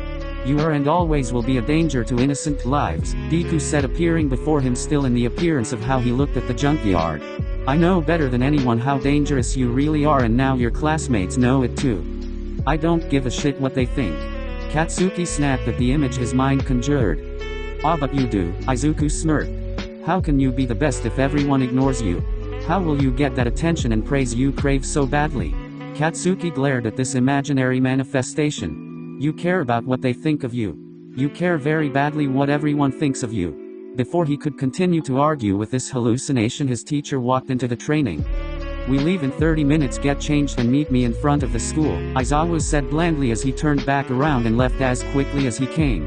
Katsuki slumped his shoulders and headed towards the locker room, ready to face whatever his punishment would be. After he was clean and dressed, he made his way to the front entrance where Eraserhead was waiting patiently for him. The man gestured to the car and Katsuki got in without a word. They drove through the city in silence. Both of them obviously preferred it that way, to be honest. After half an hour they arrived at what looked like some kind of hospital or health center. Are you going to tell me what I'll be doing here? Bakugo asked gruffly. You'll see when we get inside, Aizawa said equally gruff. Gesturing for him to follow, they made their way inside. Inside the lobby, a woman, clearly a doctor going by the white coat, was there to greet them. "Ah, Aizawa, glad you could make it," the woman greeted. "Bakugo, this is Dr. Higurashi," the woman smiled pleasantly at the blonde. She was an average-heighted woman with dark brown hair tied in a bun and round black-rimmed glasses on her face. "You will be working with her today. Your principal has informed me of why you are here," the woman frowned lightly. "You may see this as a punishment, but I hope you will come to see this more as an opportunity." She regained her smile as she led the two of them into the facility. "I still don't know what it is you want me to do." Bakugo stared forward while they walked through the clean halls. "You see, young man, this facility takes in special children," the doctor explained. "We care for them, teach them, and help them in any way that we can." She paused before she explained the next part. "Most of these children are young, but have had hard lives. Some were abandoned, born into abusive homes, or suffered at the hands of others." They walked into an observation room which contained a large one-way mirror that looked in on a classroom filled with small kids around ages 5, 6, or 7. "Tell him the most important part," Aizawa said as he looked through the window. "The kids you will be assisting me with," Dr. Higurashi began, "are quirkless." Bakugo's eyes widened to ridiculous proportions as he turned his gaze from the woman to the class full of quirkless children. "There are some rules you must abide by, Bakugo," Aizawa began while ignoring the teen's look of shock. "1. You're not allowed to yell at the children, or physically harm them." The teacher paused for a moment. "Also, you're not allowed to use your quirk around them." That was actually one of the doctor's rules. The children are already struggling with depression, so best not remind them of what they don't have. "How long do I have to do this?" Katsuki swallowed nervously. "As long as it takes," Aizawa said dryly. "You a development studio?" "That's mine." Mei Hatsume placed another of her personal tools in the box. "That's mine." She grabbed some of her blueprints. "That's mine." Another set of tools. "I brought this from home." She unplugged the coffee machine and placed it in another box. "Hatsume." Power Loader tried to get her attention. "Hatsume," he yelled, this time making her stop and turn to him. "Are you sure about this?" "I handed in my forms to the administration, so yeah, I am absolutely sure," Mei said excitedly. "This is why I wanted to attend UA in the first place, to invent things for heroes. By joining up with Izuku Midoriya." Power Loader couldn't wrap his head around how she thought allying herself with that guy would allow her to accomplish her goals. Just the other day his student suddenly handed in her resignation or dropout papers to the principal, much to the shock of her teachers and the school staff. When asked why, she simply said that she was offered a position in Midoriya's hero regulation department. "Mei, that boy is crazy, how could she not see that?" "Crazy?" Mei seemed offended by that. "So just because he has big ideas and big goals he must be crazy?" She slammed the box closed and turned around with a huff. "Midoriya wasn't crazy, he was simply very ambitious." "Thank you for everything, sensei, but I need to follow my own path," Mei said before walking quickly out of the workshop. "I just hope you realize what you're getting into before it's too late," Power Loader spoke quietly to the empty room. Part of him was glad that the studio wouldn't be blown up every other day, but another part of him would miss the girl and her antics. Mei Hatsume was definitely the most interesting student that he's had in a long time. 3 days later. "Is everyone in position?" Aizawa spoke into his mouthpiece. "Yes," multiple voices repeated. "Good. I'm going over the plan one last time," the underground hero began. "Nezu has hacked the camera feed of the shipping yard, so Midoriya will have no idea who was here today, so don't worry too much about being spotted." He heard the principal confirm his part of the plan through the headset. "I'm going to go in with a disguise to distract the robots. Better they come after me than our unfortunate volunteer." He stressed that last part with great concern. This was the part of the plan that he hated. He turned to look at the student that stood beside him waiting for the plan to begin. "Ida, as soon as the robots leave the area you dash in. You're looking for a large metal shipping container labeled 56 inches. Tenai was chosen for this job as the agency that he was involved in for his work study was right down the street from the shipping yard. It was the perfect alibi, and Midoriya would never suspect a UA student would take his device. It was almost too perfect of a plan. Something Aizawa felt uneasy about. There should be something in there that looks similar to Midoriya's gauntlet. Simply get it and get out. Do you understand, Ida?" "I've got it, Aizawa-sensei," the class rep confirmed. "Remember, if something happens or if something doesn't seem right, I don't care about the device. I want you to get out of there immediately," the underground hero warned. "It's not worth your safety or life, do you understand?" he said sternly. I understand, Ida nodded as he put his helmet on and walked out of the alley to get into position. I swear if something bad happens to him, Nezu, Izawa threatened his boss. Everything will be fine, Nezu's voice assured him. We planned this out perfectly. Then why do I still feel sick to my stomach? The underground hero still couldn't shake the feeling that something was wrong about this whole situation. This was what they were looking for though, a mistake on Midoriya's part. All villains, even the smart ones, make mistakes at some point, but Midoriya was more than just a smart villain. Don't start the diversion until the interview begins, the principal reminded him while ignoring the man's worries. Currently an interview was about to go live featuring the wielder of the Infinity Gauntlet himself. They decided to use the time that Izuku was on the air to swipe this anti-gauntlet right out from under his nose while he was busy answering questions. Even with his warping abilities he wouldn't just suddenly leave the interview, at least according to the psychological profile that Nezu did on him. I have the channel on, it will start in few minutes. Izawa placed the helmet over his head that would keep his face and identity hidden. He was wearing a dark jumpsuit that was very different than his normal costume and lacked his patented capture scarf. There couldn't be anything that would leave him recognizable. It's starting go. XX. Hello, my name is Shino Ryunosuke of J News Nightly, and today we have a very exciting interview. A man with green skin and dragon-like horns sticking out of his head spoke with joy. Director Midoriya, the young head of the government's new hero regulation department, has agreed to come on and speak to us about his recent actions. He paused before looking to the left of the stage. Please welcome Izuku Midoriya. The camera panned over to reveal said teenager standing there in all his glory, wearing his pressed gray suit and gauntlet still secured to his left hand. Good afternoon, Ryunosuke. Izuku greeted him with a smile, reaching out with his right hand to shake the man's offered one. He took a seat across from the interviewer after introductions were out of the way. So let's begin.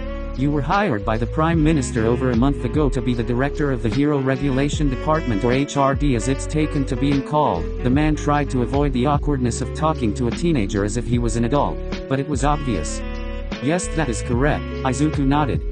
So what is the purpose of this department? What does it do? Ryunosuke asked. Our job is simple. To regulate and reform the hero profession, Izuku explained. Removing heroes that don't fit the new standards and elevating those that do. I think I speak for most of the population when I say we understand Endeavor and Weather Dominator. After what they've done, but why Iwabumi and Mount? Lady? I don't think they deserved what they got. That's interesting that you can't see how those two women grossly misrepresented what it means to be a hero, Izuku remarked with amusement. Those two cared more about their popularity than they did doing their job. Last I checked, being a hero isn't the same as being a celebrity. You may have a point, but, the interviewer was cut off. No, I do make a point. That's what I'm doing, is making a point, Izuku said a bit harshly. But removing a person's quirk? Don't you think that's a harsh punishment? Ryunosuke questioned.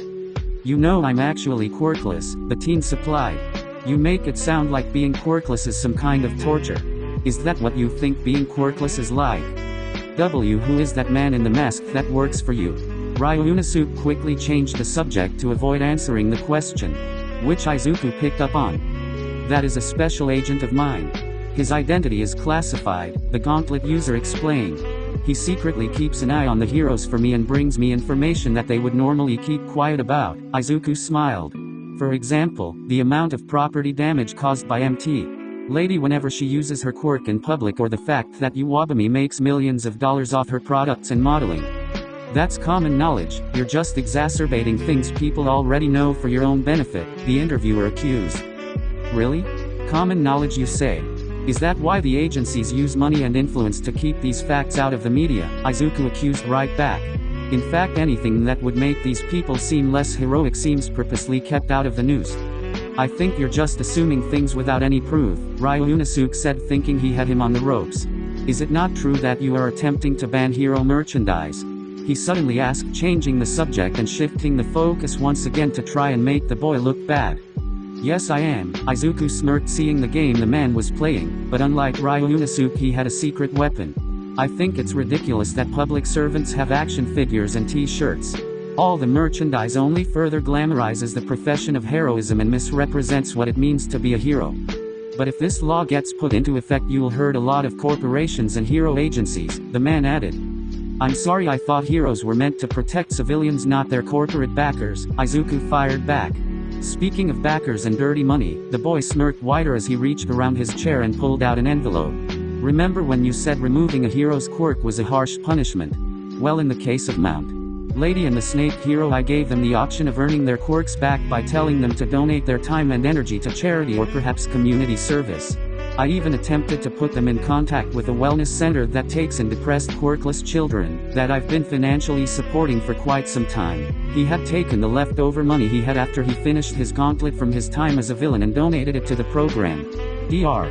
Higurashi was very grateful for said donation, and when asked for his name he just told her to call him Deku. It was the first name that came to mind. Those two women have yet to do anything of the sort and have instead used their time, money and influence to start a smear campaign against me. Well, what would you expect when you're the one who, Izuku cut the man off. They have paid to have articles written condemning me for my actions, and they even paid off a certain reporter to steer this interview in a way that paints me in a bad light. Isn't that right, Shino Ryunosuke? That's not true, the man denied.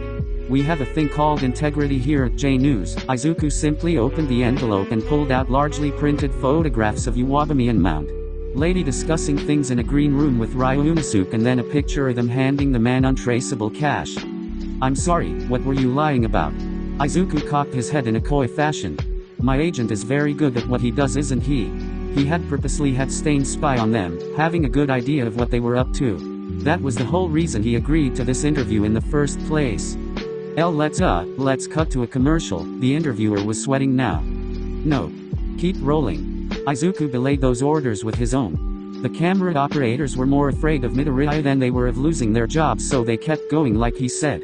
Don't you think the people should know that not only are their heroes corrupt, but their media heads are also just as corrupt and self-serving? The dragon-faced man remained silent. Now then, I'm going to say what I came here to say. Izuku turned to the camera.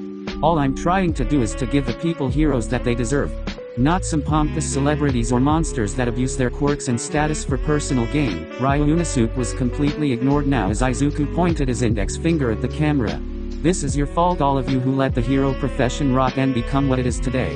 If anyone has a problem with my methods and wants someone to blame, simply look in a mirror.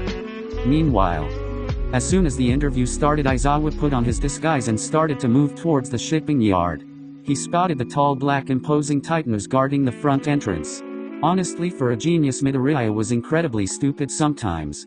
The fact that he had robots guarding this yard was like putting a big sign out that there was something important hidden here. It still seemed too good to be true to erase your head though. With a long overhand toss he threw a cluster of smoke grenades at the machines. The robots turned their heads tracking where the grenades came from until they spotted him. With a growl the titans began stomping towards him. Aizawa turned and tanned towards a nearby building, tossing more smoke bombs behind him to keep their full attention.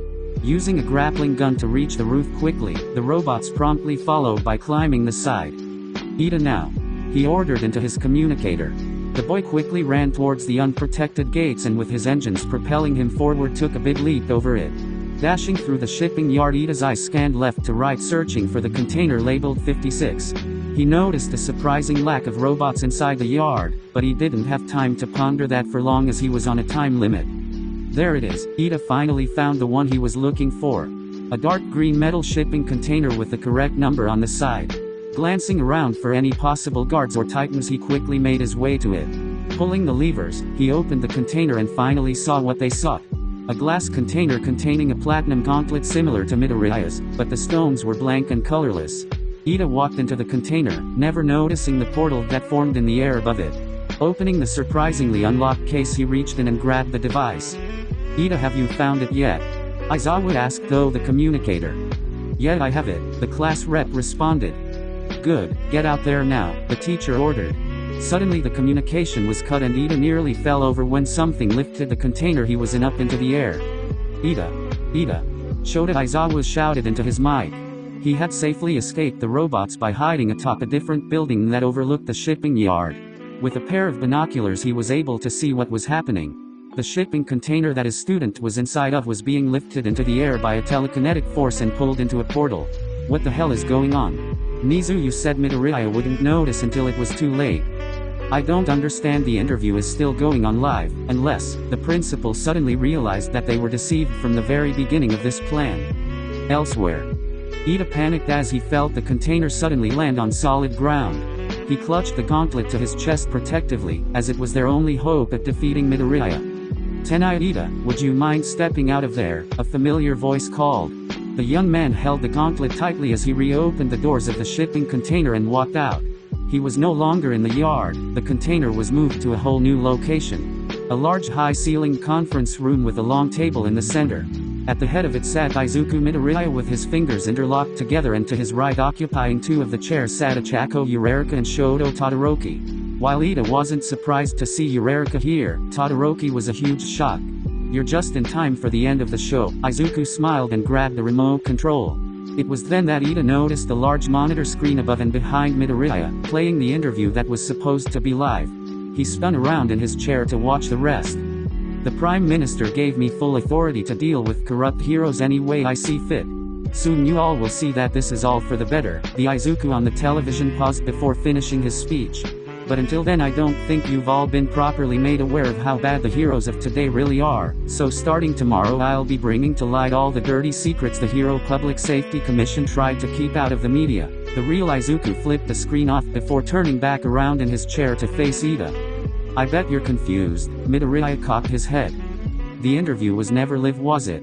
The class rep was finally starting to put the pieces together. "This was a trap. We filmed it yesterday and I ordered the J News to not air it till the next day and claim that it was live." Izuku noticed the death grip that Ida had on the anti-gauntlet. "Will you let that thing go already?" Using the reality stone's power, he ripped the gauntlet out of the other boy's hands and slowly crumpled it into a ball. "Aluminum and plastic rocks. Any kid with a decent allowance could buy these materials at your local crafts store." He tossed what he now revealed as nothing more than a crumpled prop behind him. "I mean, come on. Did you really think I would build a device that could be used against my infinity gauntlet?" Ida's eyes widened further as he took a cautious step backwards. "I purposely planted false information for Nezu and set up the hook and bait at that specific location close to your internship because I knew they would use you while someone else provided the distraction." Izuku revealed the workings of his elaborate trap. "Why? Why would you bring me here?" Ida's eyes went from Izuku to Uraraka, who looked back at him with concern, and then to Shoto, who looked apathetic. "To talk." He gestured towards the seat next to Todoroki. Seeing that this was all a trap from the start and he probably wouldn't get far if he ran, Tenaya decided to cooperate by sitting down and removing his helmet. At least until he found a way out of this. "Relax, no one is going to get hurt here. After this meeting is over you will be returned to the city safely. Ida is here now, so can we begin?" Todoroki asked with a small amount of impatience. "Soon, we're just waiting on 3 more people," Izuku supplied. The group heard a noise coming from a set of double doors on the left side of the room. "Ah. That should be them now." The door swung open first, revealing a grinning blonde girl named Toga Himiko, then another known member of the League of Villains called Dabi walked in behind her. The patched-up man's eyes widened for a brief moment when he spotted the Todoroki boy before righting himself, an action that didn't go unnoticed by the dual quirk wielder. It was the third individual that had Ida standing up out of his chair. The hero killer stain in the flesh and looking as murderous as ever. "What is this?" Tenaya demanded. Shoto remained calm, but he too wanted to know. The only one not curious was Uraraka, for she was already told of the plan and knew ahead of time who would be joining them. "Sit down, Ida," Izuku ordered calmly. "There will be no fighting here, and if it starts I won't hesitate to end it. Trust me when I say you don't want that," he threatened. Ida glared at him, but slowly complied by returning to his seat without another word. Izuku smiled at him, then turned to the 3 newcomers. "Now if you 3 would be kind enough to also take a seat so we can begin." Toga of course immediately took a seat to Midoriya's immediate left, directly across from Ochako. Dabi sat down next across from Todoroki, and Stain sat parallel to Ida, not the least bit intimidated by the boy glaring daggers at him. "Now then, let's begin." Izuku clapped his hands, gaining their attention. "I'll keep this simple. The reason I've called you 6 here is because I've chosen you to be the first of the enforcers for my new department. I'm calling it the Knights of Balance, the main purpose of course being to restore balance to the world of heroes. The secondary purpose is of course to serve as examples of what heroes should be, and that is where you 3 come in." He pointed to the 3 on his right. "I think you 3 have the potential to be true heroes, and I want to help get you there with exclusive training, promotion and better gear than what UA could provide. And what exactly do you need them for? Shoto asked while eyeing the 3 villains. I need them to keep the villains of society in line during this transition, Izuku sighed. Look, I'm not stupid. There are more villain groups out there and I don't expect them to remain idle while I slowly take apart and put back together our messed up hero system. In fact, I bet some of them even prefer the corruption and will probably attempt to throw a wrench or two in my plans, so Stain, Dabi and Toga will work from the shadows of society and bring these villains down from the inside. Don't worry, I've ordered them not to kill anyone, and that goes double to our former hero killer here. He leveled Stain with a look and the man scowled in displeasure, but didn't protest. While they are busy, I want you 3 to become the faces of the HRD, he smiled warmly at his would-be knights. The first of a new generation of heroes. You already have our answer, Urarika told him while Shoto nodded in agreement. They were both ready and willing to help give rise to the new standard of heroes. The only one who wasn't convinced was Tenaya. How can someone like you create a better hero system? Ida argued. What gives you the right? It's not about whether or not I have the right. I'm the only one who can fix it, because I'm the only one with the will to act. The gauntlet wielder scowled at him. If it wasn't for me, everyone would have remained blind to the problem and the corruption until it grew so bad that there would be no fixing it. Sometimes when a forest grows sick, it must be burned down to give rise to new life. Tell me, Tenaya, would you prefer the corrupt hero system to the better one I want to create? You'll have to forgive me, Midoriya. Ida glared at him through his glasses. But the only corruption I see is here in this room. He leveled each person in the meeting room with an equal sharp gaze before sliding back in his chair. If that's all, I think I'll take my leave. Without another word, he quietly and respectfully left through another set of doors. Urarika was about to chase after him, but Izuku stopped her. Let him go, the green-haired teen told her. He doesn't know he's on an island and can't leave on his own. He chuckled lightly. Feel free to talk amongst yourselves, I'll be back in a few minutes. Izuku stood up and opened a portal behind him that he vanished through, leaving the 5 of them in a very awkward silence. Outside, Ida wandered the building and construction zones, passing by more robots than actual workmen who were all too busy to tell him where the exit was. He had trouble navigating his way around the labyrinth of corridors and briefly wondered if he should just use his quirk to sprint around until he found the exit. His train of thought ended when a portal opened in front of him and out stepped Midoriya holding a digital tablet. You look a little lost, Izuku smiled, waving him over. Come. Let's take a walk and I'll send you home after. Ida didn't want to rely on him or have to spend any more time near this person, but without knowing where he was exactly, he had no other option. Following the other boy, Ida remained silent while he talked about the base that was still being constructed around them. We just finished the main building yesterday. By morning the labs will be done. I'm sure Hatsume will be pleased to hear that when she arrives. Izuku continued to chat away as if he was conversing with a friend. I'm hoping by later this week the training facility and robot factory can be completed and I can finally cut the red ribbon on our new base. You mean your base, Ida corrected. I like to think of it more as a home. It's always good to have a home, a place to belong. Don't you think? Izuku asked. Living a life without purpose or a place to belong, can you imagine what that must feel like? Why are you doing this? Ida snapped at him. I'm trying to put you in my shoes, make you see things from my perspective, Izuku explained. You've come a long way since I saved you from Stain, but you're not quite there yet. What do you mean I'm not there yet? Tenai raised a brow at the other boy's words. You're so close to seeing the world as I see it. Izuku calmly walked around him. You've already seen the way I exposed All Might and Endeavor. I've brought all the lies of this hero society to light and now I'm trying to reform it into what it should have been all along. All you need to do is just see it and acknowledge it for yourself. What if I can't see it? Or more accurately, what if he didn't want to see it? You already did see it, you just chose to ignore it like most people do. Izuku smiled and held out his digital tablet screen. So how is your brother doing? He suddenly asked as if to seemingly change the subject. Leave him out of this. Ida fumed. It must be terrible to watch your once wonderfully heroic brother reduced to a wheelchair, Izuku sighed sadly. Poor Ingenium, the once incredible fast turbo hero, now a just slug on wheels. He saw it coming and could have done any number of things to stop the punch headed towards his face, but let it happen instead. Ida's fist met Midoriya's cheek and nearly sent him tumbling back. Luckily Izuku had enough grace and poise to keep his feet firmly on the ground. How dare you talk about him like that? Ida shouted as his body shook with rage. If you just listened for a moment you would hear the point I'm trying to make. The gauntlet user wiped the blood from his lip with his thumb, not even bothering to heal such minor wound. Did you know your brother didn't have to be confined to a wheelchair? Seeing the look on Tenaya's face he concluded that his brother must not have told him.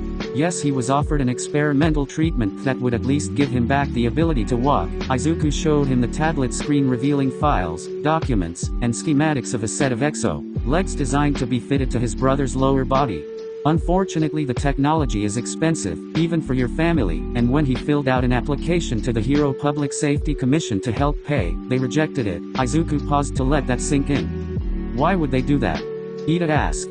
He wanted to refuse this boy's claims, but the proof was right there in his hand. He saw the application and immediately recognized his brother Tensei's signature. Well, normally the HPSC would help severely injured heroes with medical expenses. That is, as long as the medical procedures will eventually lead to said person's return to their hero profession. Izuku explained the lesser-known policies of the government. Your brother Tensei's exo legs would only have given him the ability to walk again, as the technology has yet to get to the stage where he could go back to being a hero. So they deemed him useless, just like everyone in the world deemed quirkless people like me useless and discarded us like trash to be forgotten and unnoticed. Izuku handed the shaking taller boy the tablet so he could read through it all himself. Do you want to know what they used the money that they could have used on Tensei for?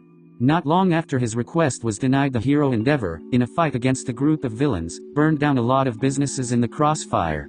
They spent more money on paying off the business owners, buying their silence and compliance, than what they could have used giving your brother some of his mobility and dignity back.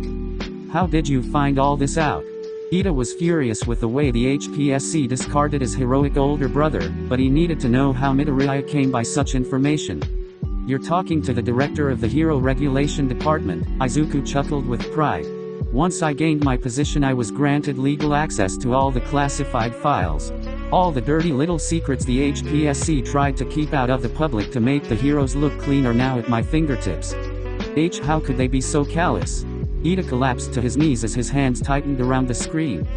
There it is. Izuku kneeled down with him. He placed his gauntlet-covered hand on the other boy's shoulder. Now you finally see what's wrong. Corruption. Heroes are not heroes, and those who are weak or useless don't matter in this world. Taking the tablet from Ida's hands he continued. I reopened your brother's application just last week. With me backing it he'll get those exo legs and soon be able to walk again. And who knows, maybe if a certain director with a few connections and influence could hire a couple scientists to advance the technology in a few years, we could perhaps see the return of the turbo hero Ingenium. Ida's teary eyes snapped up to look at the green-haired teen. Why are you doing this? To make me join you. Tenai wanted so badly to believe that Midoriya was a villain at heart that would stoop so low. He really wished he could write him off as that. It would be so less complicated. Of course not. Tensei will be helped whether you agree to join me or not. Izuku shrugged as he stood back up. It's your choice. He gestured to the open space behind him. You walk out of here and be done with all of this. I wouldn't hold it against you. I just wanted to see a great hero like Ingenium be given what he is rightfully owed. What about your crimes? All the horrible things you've done, all in the name of this new better society you envision? Ida inquired as he too went back up on his feet. Tenaya, I'll confess, I do get great satisfaction in punishing corrupt heroes, Izuku admitted. I'm only human, therefore I'm flawed. I did enjoy it greatly to see the look on All Might's face when I revealed his lies to the world. Izuku sighed as he looked away. I had to do a lot of terrible things to get where I am today. Some of it I loved, but other things like hurting my mother and causing Eureka to get expelled I regret with all my heart. Izuku gave him a pleading look. I'm not going to lie, reforming this hero-controlled society is going to be a messy affair and I can't do it all by myself. That's why I need your help. I need a Chako and Shoto. As much as you detest Stain I need him too, that includes Dabi and Toga as well. He held his right hand out in front of Tenaya. This is going to be a group effort, so Tenaya Ida, will you be a part of it or not? On one hand Izuku Midoriya had a point about what was wrong with society and heroes, but there had to be other methods to fix it. All this violence and robbing people of their quirks was just wrong no matter what angle you looked at. Midoriya wanted revenge against the society that rejected him, that much was clear to Ida, and this is how the boy planned to get that revenge. To the young hero in training it didn't matter how the other teen tried to justify himself, for he knew in his heart that Midoriya was wrong about how he wanted to go about this change. It was then that Tenai got an idea in his head. While Izuku couldn't be stopped physically and politically, what if instead he was taken down from within his own organization? At the very least he could supply people like Aizawa and All Might information on the inner workings of Midoriya's department. Perhaps he could even find out how the gauntlet worked and its potential weaknesses. With that they might be able to stop him once and for all. Perhaps Tenai could even convince Shoto and Ichako to see reason as well with enough time. I can't let an opportunity like this go, Ida thought as he reached out to shake Midoriya's offered hand. Alright, I'll see where this goes, but if something happens that I don't agree with then I'm out. He was fully committing to the role of teen convinced to another side of ideology. I can agree to those terms. It's not like you're under a contract or anything, Izuku laughed, believing that he had finally won Ida over. The president of Class 1A retained his serious face, but on the inside his head he was already swarming with concerns. He had no idea what the future held now or what would become of him should this plan backfire, but for now it was the best shot he had. Ch. 27, The Gap Between Us. Toshinori in his gaunt form watched the heroes take care of the villain fairly easily from a safe distance. The sole reason those pros were having such an easy time was the fact that they had a troop of Titan robots backing them up. All Might had even watched one of the machines dive protectively in front of a group of civilians to shield them from a hail of bullets and shrapnel before he could even transform and intervene. The hero just quietly walked away, keeping his trench coat and hat on so no one would recognize him. As he made his way through the crowds he pulled out his phone to continue reading the online articles. Teenage genius ushers in a new technological age. Titans, the mechanical peacekeeping force.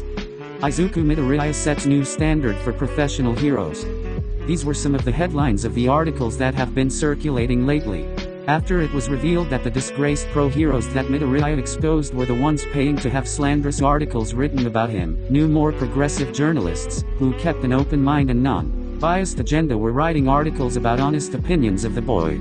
There were still some negative things written, but all the positive things he accomplished were outweighing them in the eyes of the public. With the way things have been going lately, it almost seemed like the city didn't even need the symbol of peace anymore. Crime was decreasing, villains were being rounded up in droves, and robots were daily patrolling the streets, keeping civilians safe and assisting heroes at every turn. It looks like some good came from young Midoriya's scheming and plotting after all. No matter how much his old teacher tried to convince him, he still didn't see young Midoriya as evil. A villain, yes, but he didn't think that made the boy inherently evil in his book. He had discussed it with his successor Mirio, and they both came to the same conclusion, that Izuku was just looking for the one thing that he had been denied his whole life: purpose and meaning. As someone who was once in the boy's shoes, Toshinori could understand what it was like. It was true that he had forgotten, but lately the more he looked at Midoriya, the more of his past quirkless self he saw in him. It always hurt to wake up every morning in a world where the majority were born with something that made them unique. To have nothing that made him stand out or special, to wonder if he was born a mistake or a cruel joke from the universe. To feel like he didn't fit in. Part of Toshinori almost didn't want to stop Midoriya, because in some ways the boy was right. However, he knew it was only a matter of time before Izuku crossed the line, and he did when he took those heroes' quirks. He couldn't allow that vile quirk All for One to exist yet again in any shape or form or in anyone's possessions, no matter who it was. Not after everything he did to finally put that man behind bars. He owed it to his master and all the previous vessels of One for All to put a stop to it. If that meant going all out to defeat Izuku Midoriya, then so be it.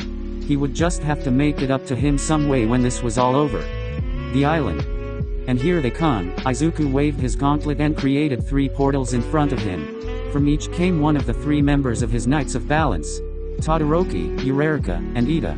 The 3 former UA students came each carrying a couple bags and suitcases. Not only did they have to leave their school, but part of the agreement was that they had to live here at Midoriya's new fortress while they trained until they were ready. Shoto's dad Enji was furious that his son dropped out of UA. He told Shoto that as his masterpiece it was his duty to become the #1 hero since he had his quirk stolen. Of course, the dual quirk wielder told his father to blow it out his ass and that he'd be the hero he wanted to be and not what his father thinks he made him for, before handing him his legalized emancipation papers. As for Eureka, her decision was even harder. She finally had to step forward and tell her parents that she is working for Midoriya. At first they were afraid for their daughter's safety, but she reminded them that it was just as dangerous being a hero in training. Plus Izuku had much better security than UA, an army of robotic enforcers and the added protection from the government. Ida had to let his family know what was going on as well, and explain why he was leaving UA. They took it pretty well. though his brother Tensei was very worried about his decision to act as a spy within the HRD. Ida assured him that he had everything under control and that Midoriya would be none the wiser. Welcome everyone to HQ, he gestured to the large island fortress around them. Finally finished it this morning. Come on, I'll give you the tour, Izuku said with the excitement and enthusiasm of a kid on Christmas morning. Leave your things, something will get them. The group of teenagers did just that and followed after their new leader. Izuku conducted them around the complex, showing them the automated Titan factory, the lab, the workshop, and the living quarters. The tour ended at what he called the training area. Shall we get started? Midoriya smiled at them. What are you talking about? Todoroki questioned. I thought we'd break in our new training facility with a little group combat practice. Izuku smiled as he led his new elite force through the finally complete island base. No time like the present.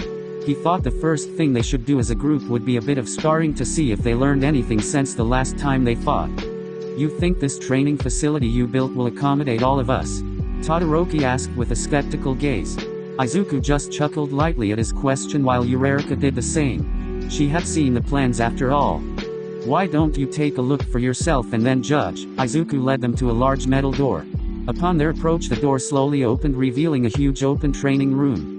The walls, floor and high ceiling seemed to be made of identical square metal panels, and the room was lit with solar-powered lights scattered above them. The Gauntlet user pulled out a small remote and pressed a few buttons. The group watched as the panels mechanically rearranged themselves, forming platforms, levels, walls, and barricades. Tada! Impressive, Todoroki complimented. That's right, and fully reinforced to withstand even the most powerful quirks. Izuku boasted the capabilities of his state-of-the-art training room. Now then, go changed and we can begin. A set of panels in the wall opened, revealing an entranceway to what they assumed were changing rooms. When the three came out, they were dressed in training jumpsuits similar to their former school's gym uniform, but these were gray with the symbol for Izuku's department printed in white on the back. There was also some elbow and knee pads attached. As they walked back into the large open room, they were surprised to see that Midoriya had also changed from his suit and was waiting for them.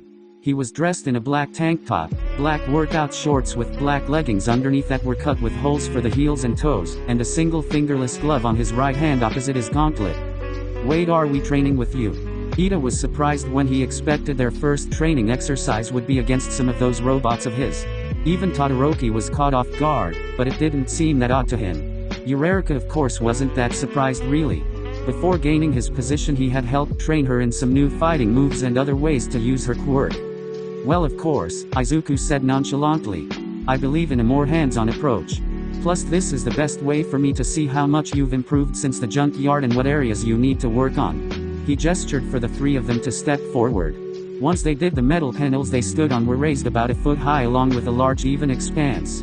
The whole thing clearly resembled the same square fighting platform from the UA Sports Festival. Now first, each of you is going to have some one-on-one spars, and hopefully with time permitting we'll have a group exercise. Izuku smiled warmly at his knights. So who wants to volunteer to go first? Without hesitation, Shoto Todoroki stepped forward. The other two stepped off the ring to watch from the sidelines. Now then, the rules are simple. Free use of your quirk. First to be knocked out of the ring or pinned down loses, the green-haired gauntlet wielder explained. Also, if you can't go on, feel free to tag out with someone else. Can we start this already? Shoto asked impatiently. Shoto versus Izuku. Ready whenever you are. Izuku barely got the words out when a glacier of ice suddenly erupted towards him. Whoa. He shattered the ice was a simple one for all-powered backhand. Not very sportsmanlike. I wasn't aware you wanted a fair fight, Todoroki remarked sarcastically. I don't. In fact, come at me with every trick you have, Midoriya taunted. A moment later, a torrent of flames shot towards him like a spear.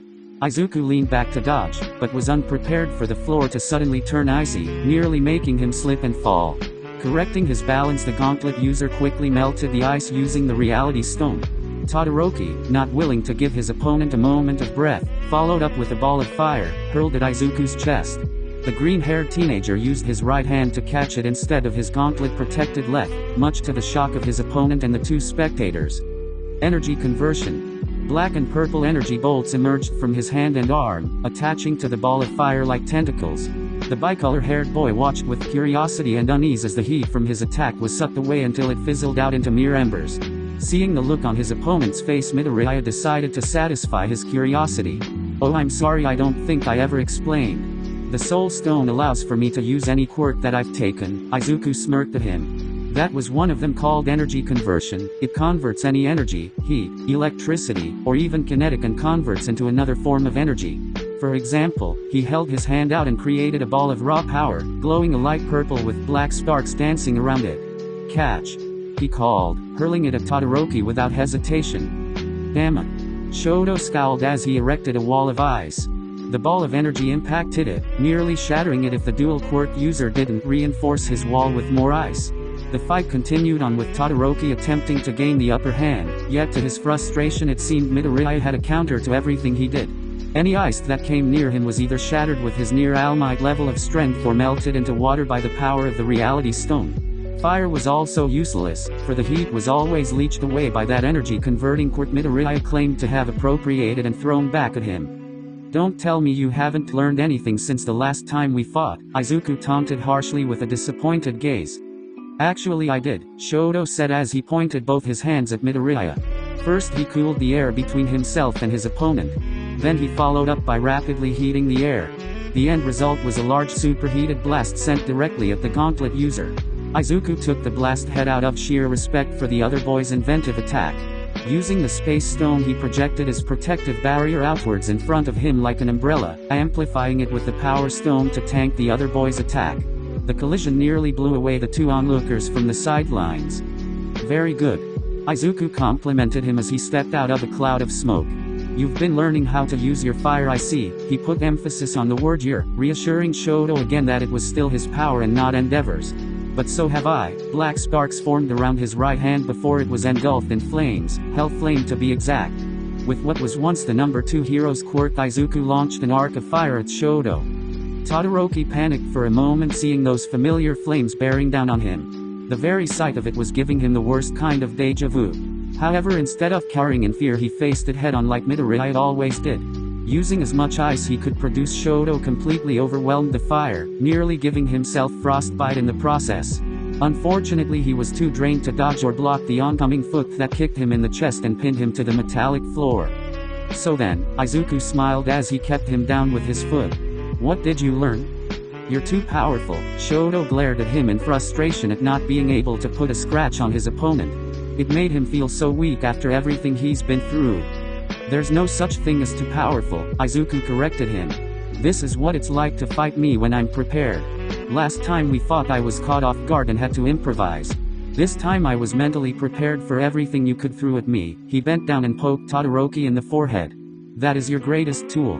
Any idiot can throw their quirk around, but if you know not just the ins and outs of your own quirk but your opponent's as well, you'll always have the advantage." He removed his foot and extended his hand out to help the other boy up.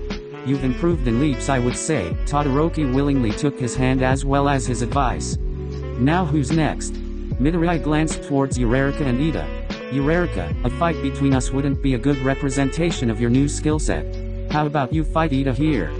A Chako versus Tenaya." The two stepped up to the platform as Izuku and Shoto walked off of it. Uraraka was smiling and bubbly as she always was, even when facing her friend Ida. "Aren't you forgetting something?" Midoriya asked. "Oh, my staff." Uraraka wanted to smack herself for being so forgetful. "It's all right." Izuku made a small portal directly above her. The new staff that he made for her, since her previous one was confiscated by her former school, came falling out of it.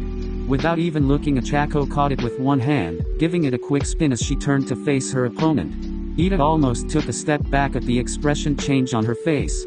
She looked so serious and focused, the complete opposite of how she looked a moment ago. "And, begin." Izuku gave them the go-ahead to start the fight. Ida wasted no time and rushed at her with the speed his quirk granted him. When he was inches away from Uraraka, at the last possible second the brown-haired girl dipped forward out of the way of his charge. With a single swipe of her staff she nearly bashed his face in. "Stay on your toes, Ida," Midoriya advised from the sidelines. "She's quick on her feet," Ida thought as he evaded her swings as best as he could. Quicker than she ever was before. The gravity girl suddenly pole vaulted over him using her metal staff. Immediately Tenaya whipped around expecting her to be mounting an attack from behind, but was caught off guard when she was not there. A grapple claw attached to a tether wrapping around his torso was his only clue to her whereabouts. Following the line, he found her floating up in the air above him. She must have used her quirk on herself the moment she jumped over his body. Newton dropped. Eureka shouted the name of her new move as she yanked herself down at Tenai while deactivating her quirk. Ida was so taken by surprise that he couldn't stop the feet that plowed into his chest, knocking the air out of his lungs and slamming him on the floor. Achako pinned his body down with her own, placing her right elbow on his throat. "Alright, that's enough." Izuku called the match. "You did well, both of you, but clearly Eureka is the victor." The gravity girl stood, removing her arm and grapple staff from the taller boy's body. Achako reached her hand out to help him up. Tenai, being a good sport, took her offered hand. "I didn't expect the fight to be that short," Todoroki remarked. "I did," Izuku smirked. "She doesn't like to drag battles out." He knew that much about her. "Now then, I think I've seen enough. Todoroki, you need more close combat training. Ida, you rely too much on speed and lack a proper defense. Eureka, I've already been working on what you'll need, so just keep up what you've been working on." "Why aren't those villains here training with us?" Tenai suddenly asked. It didn't seem fair that they were getting special treatment while the villains that Midoriya recruited are out doing who knows what. "Oh, they'll be here." Izuku turned his gaze towards the engine quirk user. "Stain is just giving them a quick crash course." His phone suddenly went off and he promptly answered it. "Ah, good, she's here." "Who's here?" the dual quirk user wanted to know. "You'll meet her soon. Let's take a short lunch break everyone while I go get her settled in." Izuku started walking away. "The robots will escort you to the mess hall, after that we'll get back to more training." He dismissed them as he opened a portal and stepped through it. One of the Titan robots entered the training room. This one was white, unlike the typical black ones. "I don't know about you two boys, but I could use a bite." Eureka smiled before making her way to their mechanical escort, leaving her staff behind on the floor. The other two begrudgingly followed after her. The lab. It's like a toy store. Mei happily moved around her new lab, examining all the state-of-the-art tools and equipment that was now at her disposal. With all this, she could make the ultimate babies. "I figured you'd like it." Izuku smiled, watching his friend and colleague enjoy her new workspace. "Sorry about the Hero Public Safety Commission grilling you. Part of the agreement I have with the government is that they get to screen all the employees I hire." It honestly frustrated him how the commission was doing everything it could to try and slow him down, rather than work with him. Luckily for Izuku, his 6 knights don't count as employees and thus don't have to go through that process. "It's all right. Not like I have anything to hide." Mei shrugged as she examined one of the power drills. "Now then, I think it's time I explain why I need your expertise in my little project." Walking over to what looked like a table, it was actually a large digital screen. Activating it with a simple touch, the screen lit up, showing schematics and blueprints. "Oh, what's this?" Mei was intrigued by what she was seeing. "This is what you'll be working on in addition to the support gear I need. With All Might on the verge of retiring, the people will need a new symbol that they can get behind." Izuku explained smoothly. "This will be a temporary solution until a new human hero can rise to fill the void." What he was showing her was the plans for a new Titan robot. A more powerful, unique Titan, designed to be better than any other. "I call it Nemesis." The mess hall. "This place is too big for just a few people." The 3 young heroes in training sat together alone in a big empty room filled with unoccupied eating tables. "Izuku eventually wants more people to join the organization," Eureka explained while she ate. "He built this whole facility to accommodate the future members." "He really thinks ahead, doesn't he?" Todoroki commented. "Yeah." The brown-haired girl glanced over to Ida, who was eating quietly while staring off at the walls. "Are you alright, Ida? I didn't hurt you too badly, did I?" "And no, it's alright." Tenai suddenly snapped to attention. "I underestimated you, so it's my fault, not yours." He promptly apologized for what he viewed as his own blunder. "I was just thinking about how powerful Midoriya really is compared to what he's shown us. I couldn't even land a good hit on him." Shoto could admit that he was somewhat frustrated by that.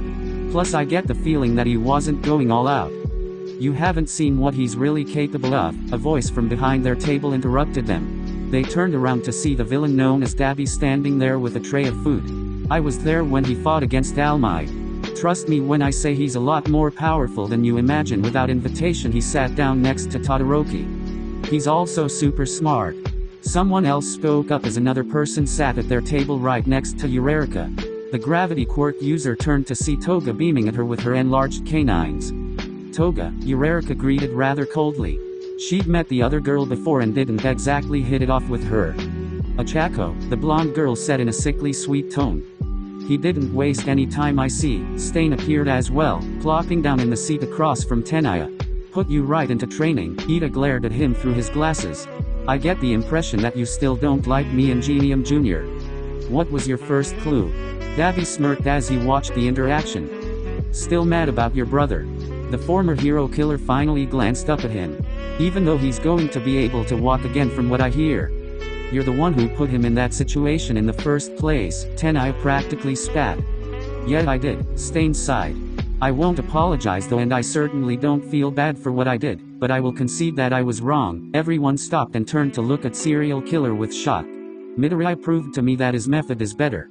Why kill fake heroes when you can expose them and make them live the rest of their lives in shame? He grinned, remembering the video of what happened to Endeavor. He got a copy of it from Izuku so he could watch it over and over again.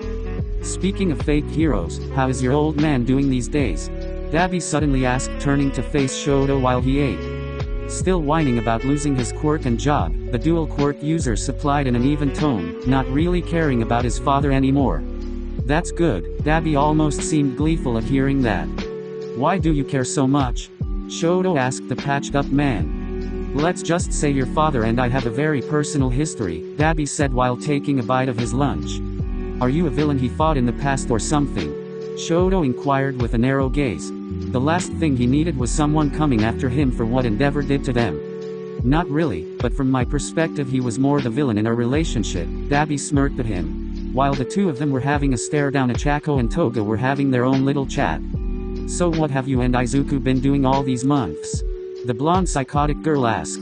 I hardly ever see him, and I hear you two have been hanging around together. If you must know, we've just been training and I've also been acting as his assistant until he hires someone to replace me, Ochako said in a matter-of-fact voice, not leaving any room for it to be misconstrued. Training, huh? So that means you got to put your hands on his body a lot. Himiko grinned widely, making the other girl blush.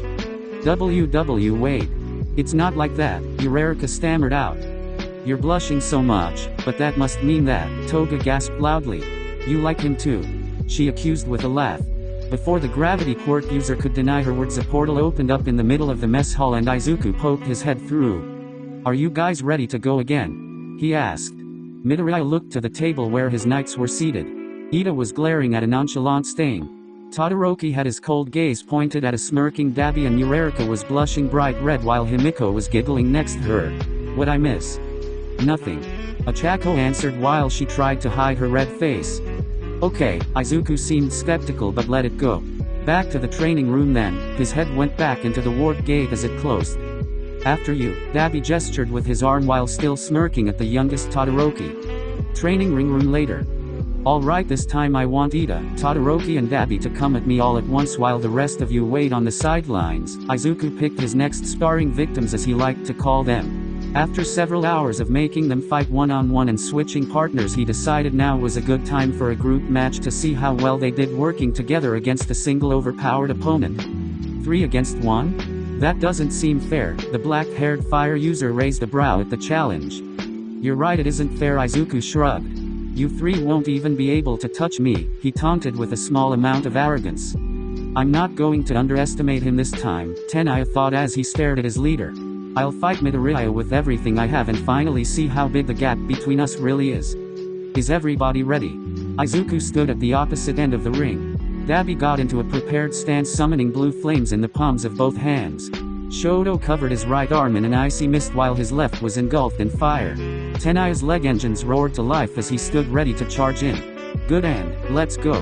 The 3 boys launched everything at him while the green-haired boy just smirked at their attacks. Infinity Gauntlet, 100% output. Each of his opponents was blown back by the rush of energy and power that exploded out their leader. Izuku would show them all just how strong he really was with the full power of his invention. Thanks for listening. Remember to check out the original fanfic in the description.